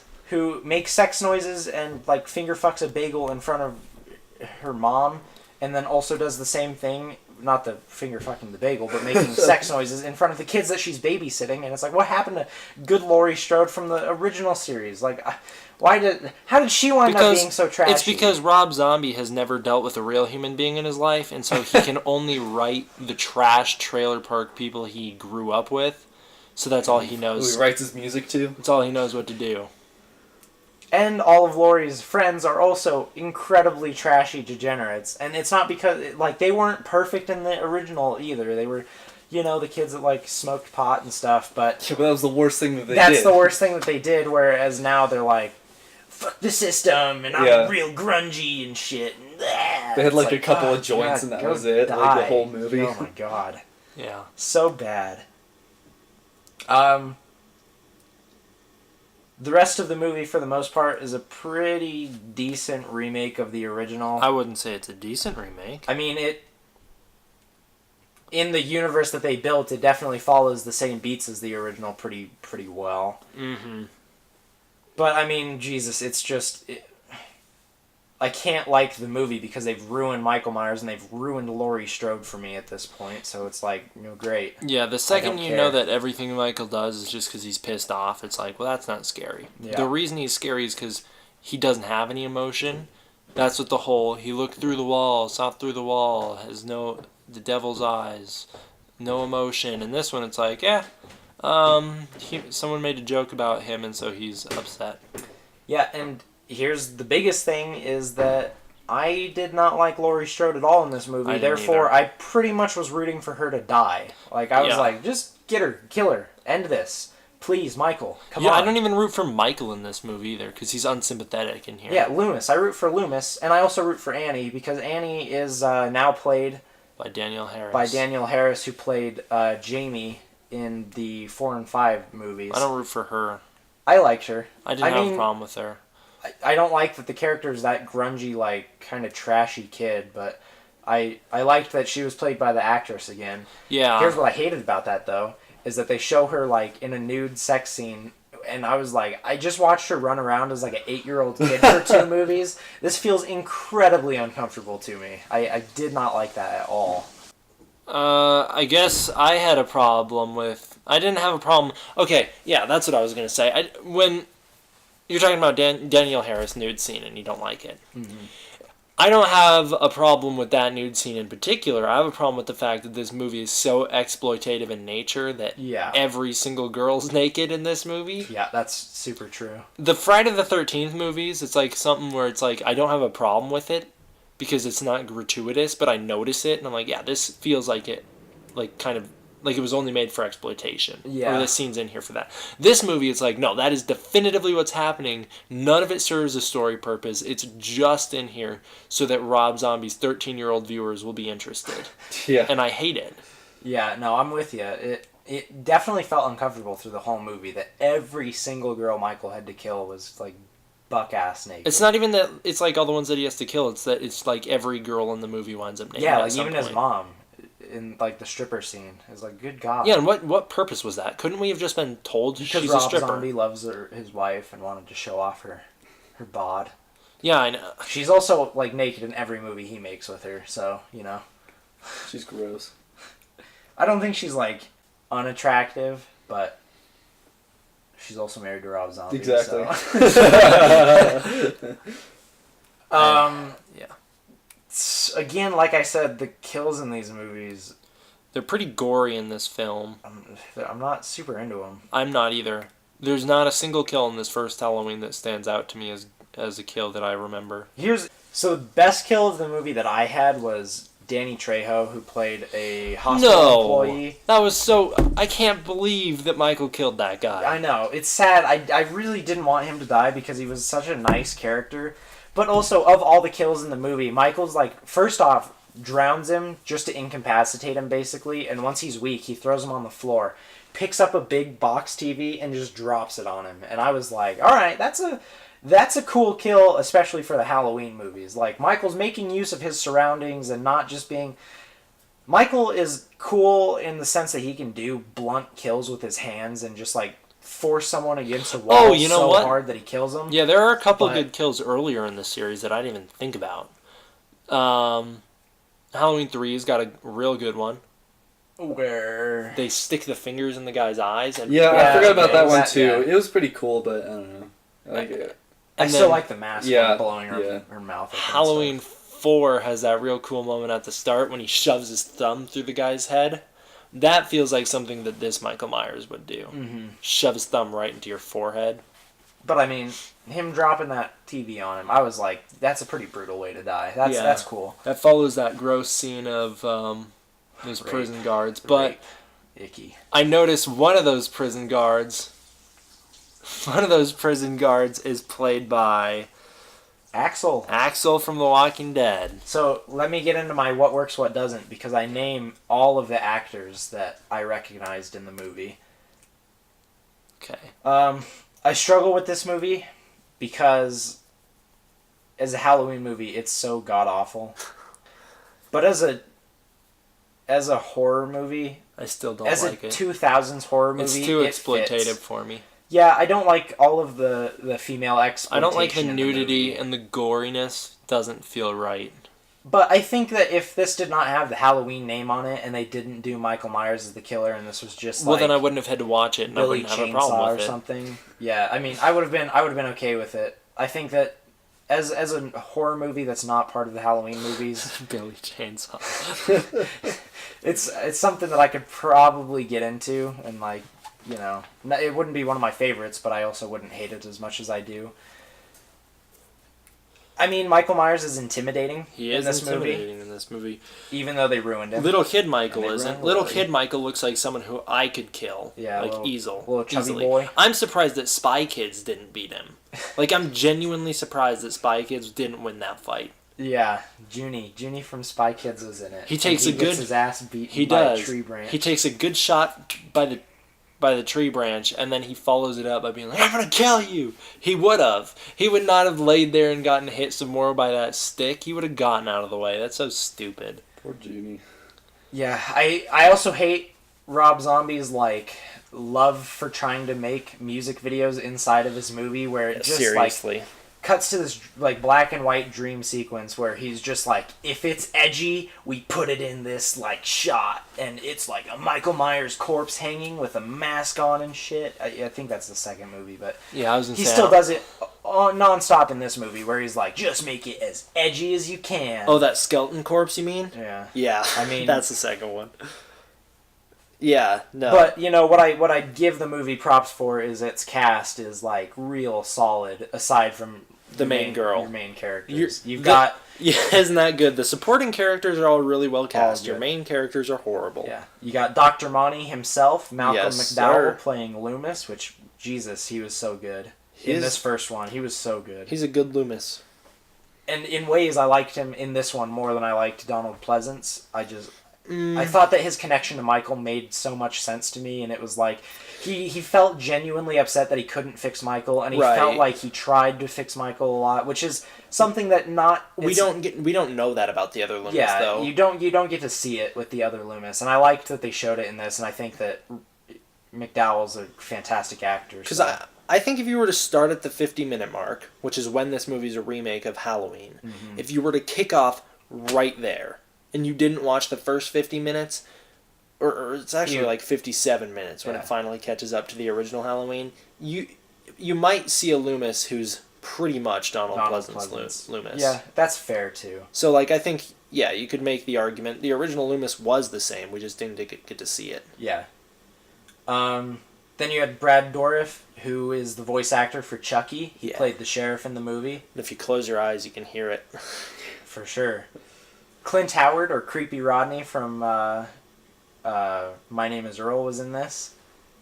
Danny Trejo, as I mentioned. From Predators. He's a Predators veteran. Courtney Gaines, that's his name. Courtney Gaines, which is Hans Klopek from The Burbs, or Roach from... He's the other rapist, I assume? Yeah, he's the other rapist. Lou Temple, who played Axel from Walking Dead. Real nice guy in real life. Super nice. He was, we met him. He's real nice. Plays a real dirtbag here. My God, yeah. Icky.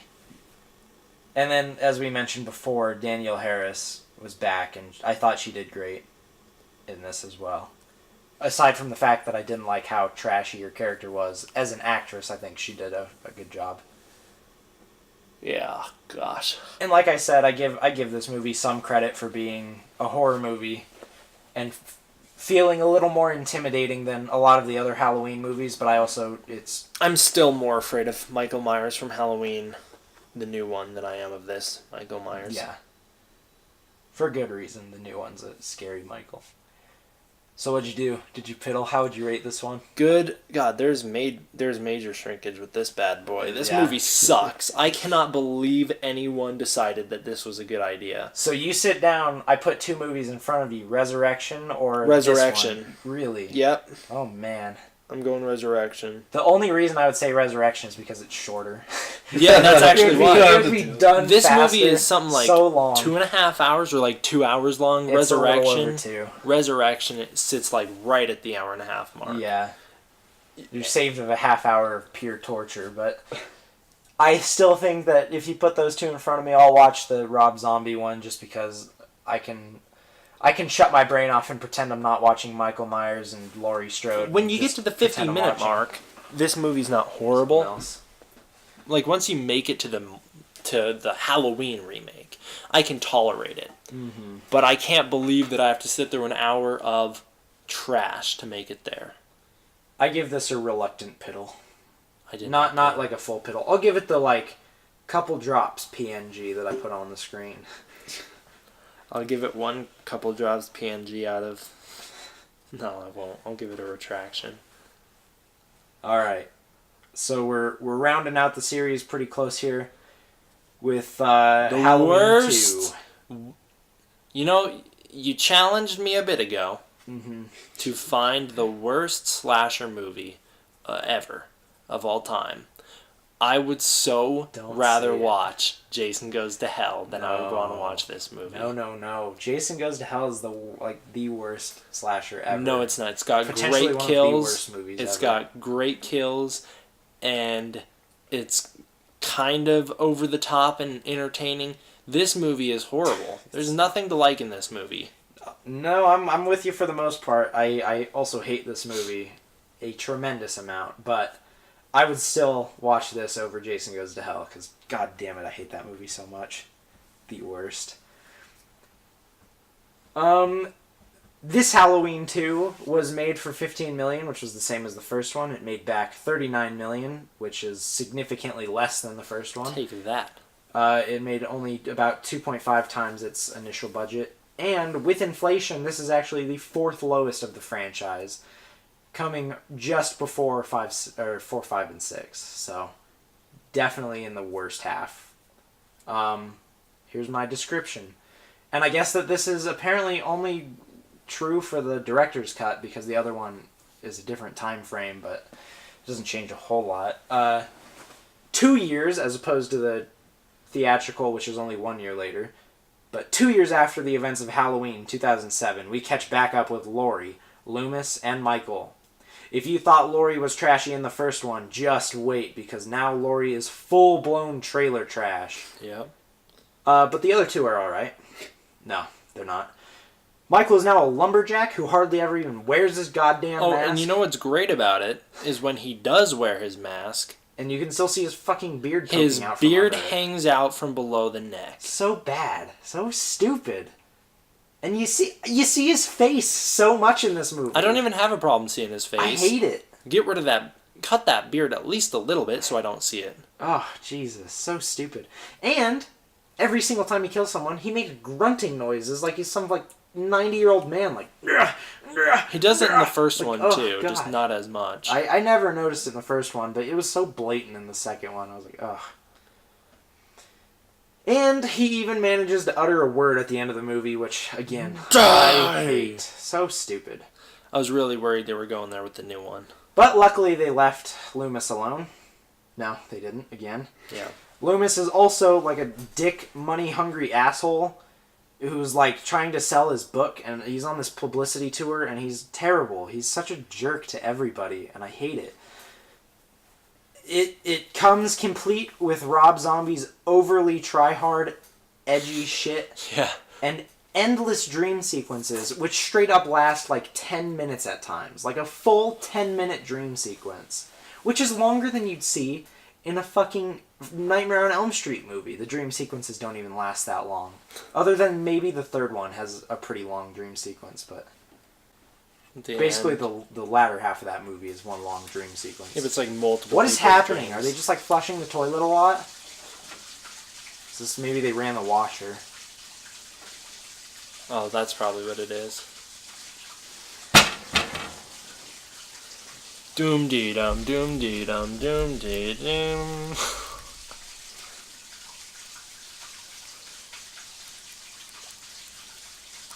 Holy shit. This is forever. Okay. But the best part of the movie is how all of the people in this movie don't act like human beings. Like, the townspeople of Haddonfield are all stupid idiots that I can't relate to. Like, everyone is blaming Loomis for the murders that Michael did, which makes no sense to me, because any human being would not look at Loomis and go, oh yeah, that guy that was literally taken off of Michael's case after 5 years of trying to help him, oh, that guy, yeah, he's probably the reason Michael's killing people. Like, what are you guys talking about? This is the same, like, Batman vs. Superman issue that I have with the humans in the movie make no sense. The whole movie includes young Ghost Michael, who's been recast, and Ghost Michael's mom. Yeah. And a horse, a white horse. That's a big thing in this movie. Yes, Stupid. it is. And that now explains Michael's motivation for trying to kill Laurie, because Ghost Mom's like, you have to reunite the family, Michael. You need to kill Laurie and then yourself, presumably, so that we can all be together again. It's like the good old Jason Voorhees. The ghost people, like the ghost family, is especially stupid because they can see and interact with Laurie, which makes no sense. And not only can they see and interact with Laurie, but they can see and interact with Laurie at the same time that they're seeing and interacting with Michael. And so somehow Laurie and Michael are both envisioning the exact same thing happening with the ghost family. Like the part at the end when Ghost Mom is holding, or Ghost Son, one of the two is holding Laurie, and both her and Michael are seeing it, and it's like, what the hell is this movie? I don't get it. I don't know why anyone would like this movie. And then Laurie at the end, like, becomes Michael and picks up the mask and goes to kill Loomis, but is shot down and winds up in an insane asylum. And that's the fucking movie. So stupid. Also, once again, they make Danielle Harris get completely naked to die. Yeah, I noticed that. Why again? This one goes real hard with the exploitation of women. Like, the first one went hard, but this one was like the hold strip club scene. It was like, get ready. I'm not even the strip club scene. That was like one girl, but in like the that one stands out to me the most. In the like rave party that they go to, like every single woman at that place is topless, and it's like all the girls on stage are topless, and a bunch of the girls in the party are topless. And it's like, what the fuck is happening? It's because Rob Zombie needed something to beat his meat to, so he needed to film. Rob Zombie's so trashy. Yeah, good God, it's so stupid. Yeah, there was one person I was rooting for to die during these movies, and it was the director. Yeah. Oh, damn. So the best kill of the movie for me, I give it to the nurse in the hospital. That's same with me. First off, not even a real kill, part of Laurie's dream sequence, but it's also like the only visually appealing like point of Michael Myers in the movie. First off, he grunts the whole time, which really takes me out of it, but he's like stabbing her to death in this big, like, he makes these huge motions while he does it, and it's cool. It's probably the one image that you'd recognize if you've ever looked at like posters and stuff of the movie. Yeah. It's Michael basically on the upswing with his knife slashing into her. It looks cool. Was the idea that this was all a dream, or was the idea that something like this did happen at the hospital and now she's just reliving it? Who fucking knows? To me, it was just a long dream sequence, but I guess she could have been remembering. I like the idea that she's remembering it because I just need something to. Because that's the good scene. That's the good scene of the movie. I wouldn't even say it's good, but it's like the best scene of the movie. Yeah, no, is the hospital portion. Yep. It's a horrible movie. The Rob Zombie movies also misuse the John Carpenter music. Yeah. At the very unfitting times. There's the scene in the original Halloween Rob Zombie movie, in the 2007 one, when little Michael is sitting there and they're like, okay, we're going to yell at him because he told that principal F you or whatever.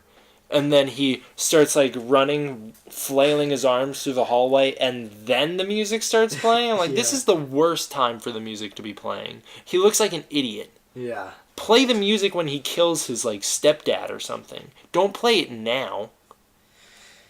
Yeah, so what works, what doesn't? I said the cinematography is shit, the characters are shit, the kills are shit, the dream sequences are shit. I hate this movie. There's nothing that I like about this. It's the worst of the franchise. Brad Dourif as a sheriff I liked a lot in this movie. I thought that he was the only likable character in the entire movie. Yeah, they ruined Loomis. Which sucks. Danielle Harris is back, dies naked, weird, uncomfortable.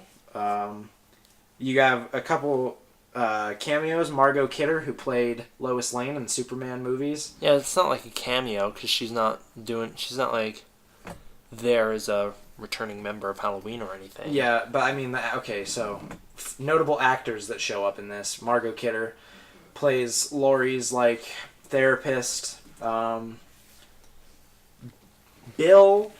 Fagerbakke is what I'm calling. I think that's his name. He plays Patrick Starr.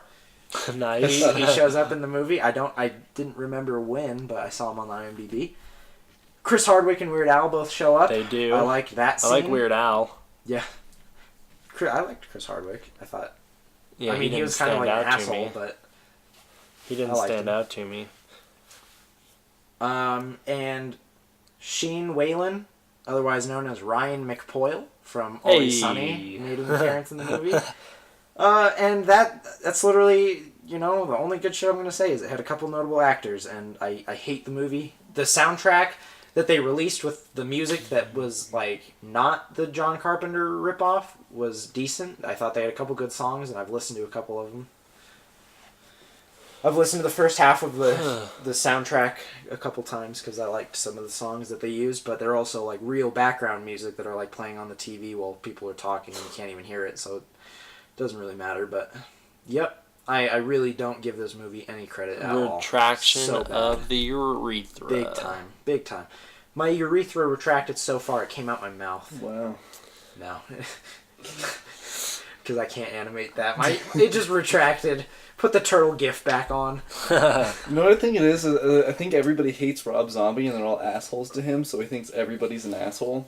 I think he deserves it, though, because he's an idiot and I hate him. Yeah. Well, here's the thing, is after I watched these movies, I watched his House of a Thousand Corpses, and it's not a great movie, but it's alright. It's not like... It feels like these Halloween movies, because all he knows how to do is make these, like, white trash hillbilly movies, but... It's because he's a white trash hillbilly. Yeah, that's right. You hear that, Rob Zombie? We're coming for you. And I love how John Carpenter... Because I was watching an interview where someone asked him, what do you think of Rob Zombie's Halloween? And he said, I can't answer that question because when I met him and I had a meeting with him when making his original Halloween, he was a real nice guy and we kicked it off and we had a great time and I gave him my full blessing, and only later did I find out in a documentary he made me out as this monster who trashed on all of his ideas and who put him down and who was calling him out and hating on him, and I never did any of that. So he's like, so I can't answer that question because Rob Zombie is a horrible person who lies about people to get so that he can exploit them so that he can become more popular. He's like a human clickbaiter. I hate... There's two directors in the world that I'm like, I hate and I will never watch their movies if I don't have to. And that's Rob Zombie and Zack Snyder. Yeah. This is also the conclusion of the fourth timeline, which is the worst zombie timeline. The worst. Okay, I sit you down. You have to watch either the Jamie... I'd watch movies? the Thorn trilogy 17,000 times before I'd give these two another shot. Yeah. Yeah, these were bad. I probably would too. This is probably my least favorite series of these. Mm-hmm. Now, on to the greatest timeline. Now Alex can awake from his slumber and talk about this one. I know this movie! We are finally on Halloween 2018, which I'm sure is what most people are going to want to hear about. This movie was made for $10 million. Which is kind of like, it's in the cheaper half of these movies. And it's made probably like 10 times its budget back already. 2 weeks in. Yeah. When I was looking at this, they were predicting 70 million on opening weekend, which is pretty close to what they've done. So did better. It did better than what they predicted, and it's going to keep rolling, especially this week being Halloween. Oh, yeah. Yeah. Just kidding. Especially today being Halloween, because this is being posted on Halloween now, right, guys? So we all saw this one in theaters together. I saw it twice. He managed to see it What? twice. I saw it last night too. I wanted to see it twice. Yeah, I did time. too. I got to see it in IMAX at that. They do it in IMAX? Mm-hmm. It was at the really nice one at the Promenade, that like new one. At the, They have the sub woofers underneath your seat that shake your seat. Nice. Yeah, so every time like I'm Jamie Lee Curtis shot her gun, like your seat shook. Back of the box description. Fuck Silver Shamrock. Fuck Jamie Lloyd.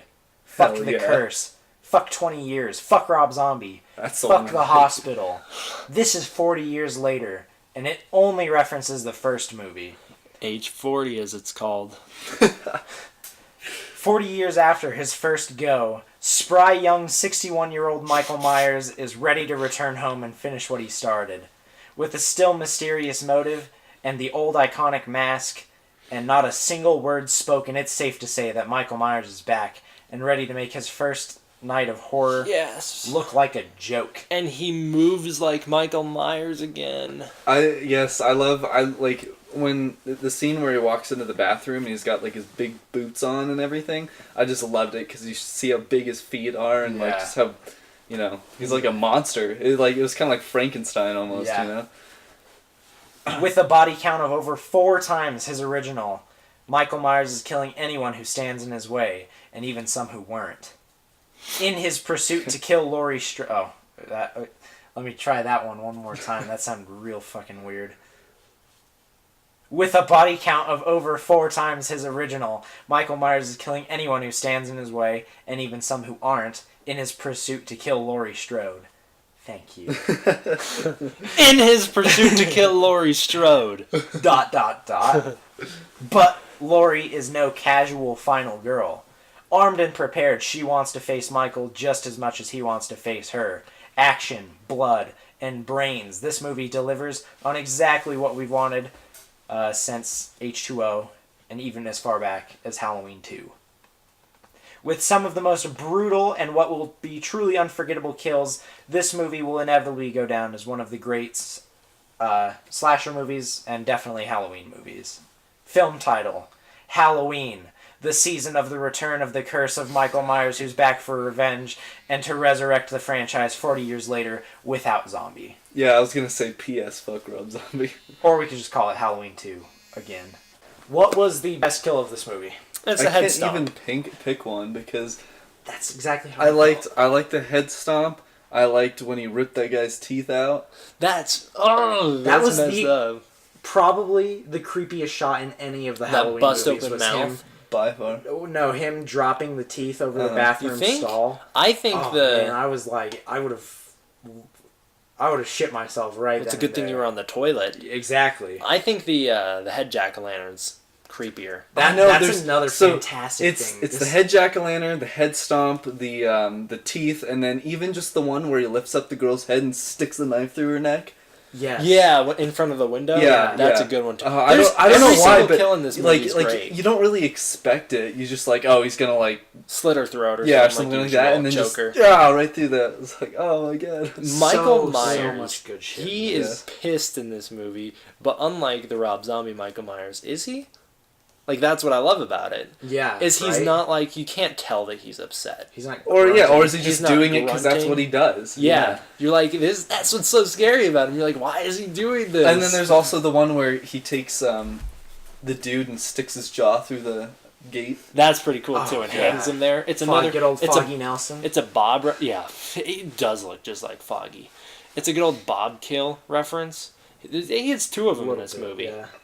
but they're not. Neither one is like a drawn out. Look, it's the Bob kill. Right. You like walk past the one. And you're like, oh, he's hung up on the wall, and then you just have that one.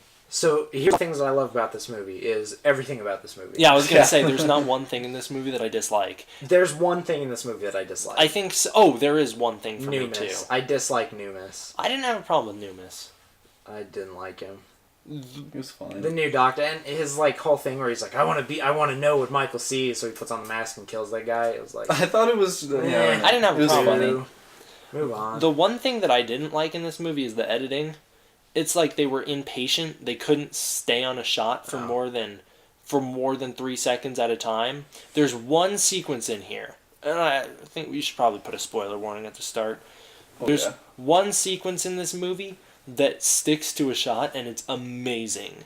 But the majority of the movie, it's like, if we linger on this shot for more than 3 seconds, people are not going to be entertained. So it's constantly cutting between angles to the point where it's a bit nauseating. See, I didn't even notice that. Didn't notice it, no. I thought that the whole movie was so good. I thought...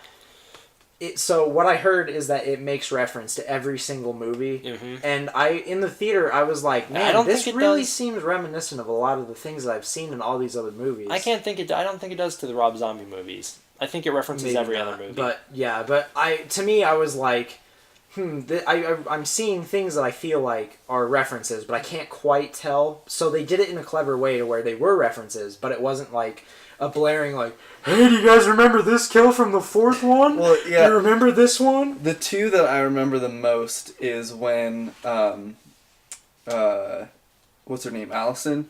She's in the classroom, she's sitting at the back of the classroom on the desk, and she turns and looks out the window and sees Laurie there, which is a reference to the first one. And then when Laurie falls off the balcony, and then he turns back and she's gone. I love that too. And then there's also some things like the whole gas station scene was supposed to be a nod to the fourth one, where Loomis is. A lot of people have been saying it's supposed to be H2O. When the hell in H2O? When the mom's in there with her daughter and the daughter's singing. When they're taking... So I can see the bathroom part of that, but I also think that the setting of the gas station was a nod to Loomis and Michael. I got a way more H2O vibe out. But none of the references were ever forced to where they didn't fit in the movie. Exactly. So it all was just so, like, it just flowed so well. It was brilliant. I like the comparison people have been making. This is the Force Awakens of... Halloween movies. This is so much better than it's better than The Force Awakens, and the difference between this and The Force Awakens is The Force Awakens is a remake of A New Hope. This is its own movie, but it has the same sort of nostalgia for the fans.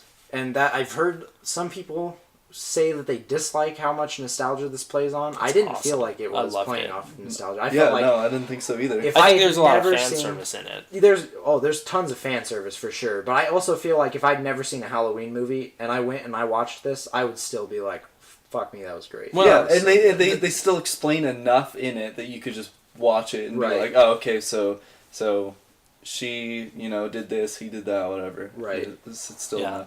And Adam, the channel manager, the D-Man channel manager, as you guys might know him, the viewers, he came to the movie with us. He's never seen a Halloween movie before. He never even has seen the original. He didn't love this movie. He thought the first 30 minutes were boring, but he did like, pretty much once Michael Myers' bus crashes, from that point on, he really liked the movie. So it does work on the level, even for people who are not familiar with the franchise. Yeah. And I really don't want to spoil a whole lot of this movie because it's super worth seeing for yourself, and you don't need me to tell you, especially how it ends. I don't want to say anything about the ending. I like the ending. I like the ending because I really did like it. Yeah, I thought it was great, and it was a good nod to another movie in the franchise that if you watch it with your franchise film lenses on, you'll recognize. I mean, we might just be able to, because we're at the end of the video, just be like, hey, we're going to talk about the ending. So if you haven't seen it, dip. Absolutely worth seeing. I had a hardcore piddle out of this. There was some solid urination. This is definitely like damn near the top of my franchise favorites for sure. It's my third favorite. This your third favorite Halloween? Second or third. Yeah, what do you want to talk about the ending? So at first with the ending, I wanted Michael to live. I wanted to see more of Michael, but I was happy with how it ended because he's sitting there like at the bottom of the stairs just looking up. And then, like, the flames go off, and he just stands there and stares at them. And it's like, what the fuck, he's not even fazed by it. Yeah, I know. It's like, I'm trying to imagine if I was, like, there, like, watching him, like, burn, and he was just, like, sitting there. It's almost like he's waiting for you to let him out or something. And you're like, oh, dude, no. It's like a power move. It's like he's looking at you like, it doesn't matter. Yeah. What you're doing here does not matter. He's like, I still won because you see all the people I killed? Like, maybe I didn't kill you, but I still won, so... Yeah, and I think it's open enough to where he could easily come back, because you don't see his body burn. Mm-mm. But at the same time, it's a real good way to end it if they want to end it here. Yeah, I didn't mind too much that it was like a Michael Myers trap, because that was like I didn't either. That was Laurie's whole thing, was that, and then and you see it, and he gets into the house like so easily. He just breaks through the window and lifts the bar up. It's like, she's got to be more prepared than that, and she was. So The way I mentioned it, because there's an escape hatch in that underground thing that we see in a flashback of the daughter. I don't remember what the daughter's name is. Karen, yeah, that's right. Karen. When you see Karen's backstory, there's an escape hatch in there that she goes through. So in a world where we don't get a sequel, I like to think that Michael Myers finds the escape hatch, but is locked off and he can't get out. That way it's like we can have a definitive ending. He dies in there. That's why you don't see him. But if there is a sequel, well, now he just takes the escape hatch out. Because I don't like the fact that Michael, in the context of this movie, if he doesn't look around for a way out, I don't like him just sitting there twiddling his thumbs, playing with the chains, waiting to die. I don't like that. But I did like the imagery in the movie. I'm not saying I have a problem with the imagery in the movie. I'm saying I have a problem with the way I imagine what happens after. Maybe the ending was like, so you know how they both kind of give each other a look, like Michael stands there and looks up at Laurie, and Laurie looks at him before she leaves. Maybe the kind of overall idea was the two of them were kind of like, one of us has to die, and however this ends, we kind of accept what's happening, because we can't both go on living like this anymore. And so at that point, Michael was like, well, you fucking did it. You got me. And how great. Bravo to you. It would be real dumb in the movie, but how great if there's an alternate ending where he does the Halloran. Yeah. Right as he's dying. Never zero. Oh, God, that'd be amazing. So, for continuation ideas I had, if you would want to see more, I personally don't want to see any more Michael. I think that this is a perfect ending. Yeah, I wouldn't mind. Did you hear? I read. They would have to do it. This movie is a two-parter, and they left it open so that if it was poorly received, then it's a definitive ending. But if it's well received, I heard they already have a place to go. Danny McBride was like, I don't really want to do another one, but we already have it written. Yeah, they have it written. Like, we know what we're gonna do. They have it planned, and they know what to do if they want to. So here were some of my sequel ideas. Was one, you remake Halloween 3, and you then continue with the anthology. You're just idea. like, we're going straight back to the masks. Straight back. What if it's in the same universe? Those 3 little kids that Laurie bumps into in silver shamrock masks, you pick up from that scene, and then you follow them home, and you watch them die, and then you cut to what happens. Yeah. How great would that be? It'd be a lot harder than Daniel being like, shut it off of the 3 channels that TV has, rather than him being like, it's on 250 channels right now, Jesus. Yeah. Just cancel cable. He's like, fire a fucking rocket at the goddamn satellite or something. I don't know. Oh, shit. They hit like the Xfinity one, and then the people watching on like direct TV all still die. You could get Master Race. You could get a direct sequel that Michael makes it out. I think that's what we will get. Or you could get Laurie, a direct sequel to this, but about Laurie trying to come to terms with the fact that Michael's actually dead, and kind of more of like a drama about the aftermath. People wouldn't like that either. Yeah, I know people wouldn't. It's but not a I think horror that would movie. Be an That's like a movie. Yeah, that's like a TV episode. You could do a full-on remake. You could just straight up that's the end of this, and we're gonna give it to someone who's not Rob Zombie. Let me write the remake. Exactly. I have a good idea for it too, but I'm not gonna get into it here because it'd take a while. But I have a good idea on how would you remake Halloween without remaking it. How would you have another story with Michael Myers that doesn't take place in any of these universes? Or you've got, you could pick up with what the Jamie plan was and turn Laurie's granddaughter into the new Michael Myers, because she looks at the camera and gives that little evil smirk at the end. That's not what it is. It zooms in on her knife at the end. Oh, yeah. Something like that. Yeah, Allison's knife. Some people can read into that as, oh, she's going to be the next Michael Myers. I read into that as, she's going to be the next Laurie Strode. What we're zooming in on isn't her becoming evil. What we're zooming in on is her a monster creating a monster. Now she's going to be the one who's obsessed and afraid. Yeah, I don't think so either. That doesn't seem like what she would do is become the next Michael Myers. Right. Because it just seems like she's holding it because, like, she just went through all this shit. Right, she's afraid. She's not doing it because, like, Laurie Strode, dude, you're dead. You know. Okay, so for time's sake, if you have a quick list of how you would rank these, go ahead. I have mine. And so, I don't, but I would say that this new one's my favorite, and then Your number one favorite? Yeah, and then it's 1 and 2, the original. I am having a mental battle right now between which one of my top 3 is actually my favorite. Between 1, 2, and this one. I think at the moment I'd say it probably goes 2, 2018, 1, 3, 4, 5, 6. Wait. H2O comes just after 3, before 4. Then you have H2O, 3, 4, 5, 6, Resurrection. Rob Zombie's 1, 2. Mine would go Halloween 2, Halloween, 2018, H2O, Halloween 5, Halloween 3, which is the Dead Center one, Halloween 4, Halloween 6, Rob Zombie, Resurrection, and then Rob Zombie 2. And finally, what we have to do before we wrap this up, is this the best franchise ever? Compared to Saw. Now the fighting Predator. against Saw. Now fighting against Predators. Saw. Who would win? Michael Myers v. Predator. No, it's not a death battle. We're talking about which franchise. I think it's Halloween. Against Saw. I think Halloween's better than Saw. If I'm honest. Well, here's the thing. Saw has more tolerable movies all the way through. Yes. Exactly. Halloween has better movies than any of the Saw movies have ever Sporadically been. placed, though. Right. Yes. So it's kind of a mixed bag. So here's what I say. I say that Halloween has the better movies for you to sit down and just watch. Like, if I want to watch a horror movie, But if you have to watch all of them. I put in a Halloween movie. But if I have to watch a full franchise, I'm watching Saw, for sure. Yeah, I guess that's true. Overall, I think Saw gets to hold on to its best franchise ever thing. Because if the we're Halloween talking about movies, franchises versus... Because Halloween just has way too many shitty, stupid duds in it that really bog it down. Yeah. And it's got some really great movies, but not enough for me to say that it's a better franchise than Saw. Because I would take Halloween 1, 2, 3, 18 over any Saw movie.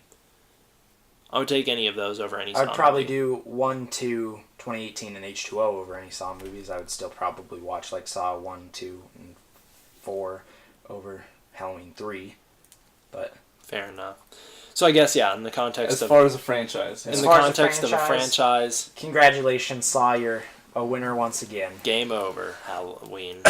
You'll be tested next week when we talk about another franchise. We are. Oh, yes. Oh, it will be tested, potentially. Probably not.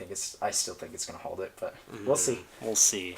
All right, thank you all for listening to this week's episode of the Extremely Low Budget Podcast. I'm Mike Myers. Groovy, baby. I don't remember who I am. I'm You're the one really with the bad at shitty intros. You can be Jamie Lee Curtis. Oh, dude. No, he's Paul Rudd. Oh, shit. This is only good line. Join us next week when we're talking about another fantastic franchise. Another amazing, spectacular franchise. We'll see what it is next week. But right now, click on screen if you want to watch last week's episode of the Extremely Low Budget Podcast. Click on the other side of the screen if you want to watch the playlist of all the episodes of the podcast. Or do us all a favor, click the middle button right now to subscribe to the podcast. Subscribe and like every video on the D-Man 1954 channel. Turn on See you notifications next time. and Hit comment. the bell. Smash that like button! Rate the Halloween movies Please. for us. Yeah, let us know what you think about the Halloween movies in the comments down below. What'd you think of 2018? What'd you think of all of them? If you made it this far, tell me how many pumpkins out of One 7 silver shamrock. pumpkins. Oh, One how many silver pumpkins? Oh, we're switching it. How many pumpkins out of 1 silver shamrock do you give Halloween 3?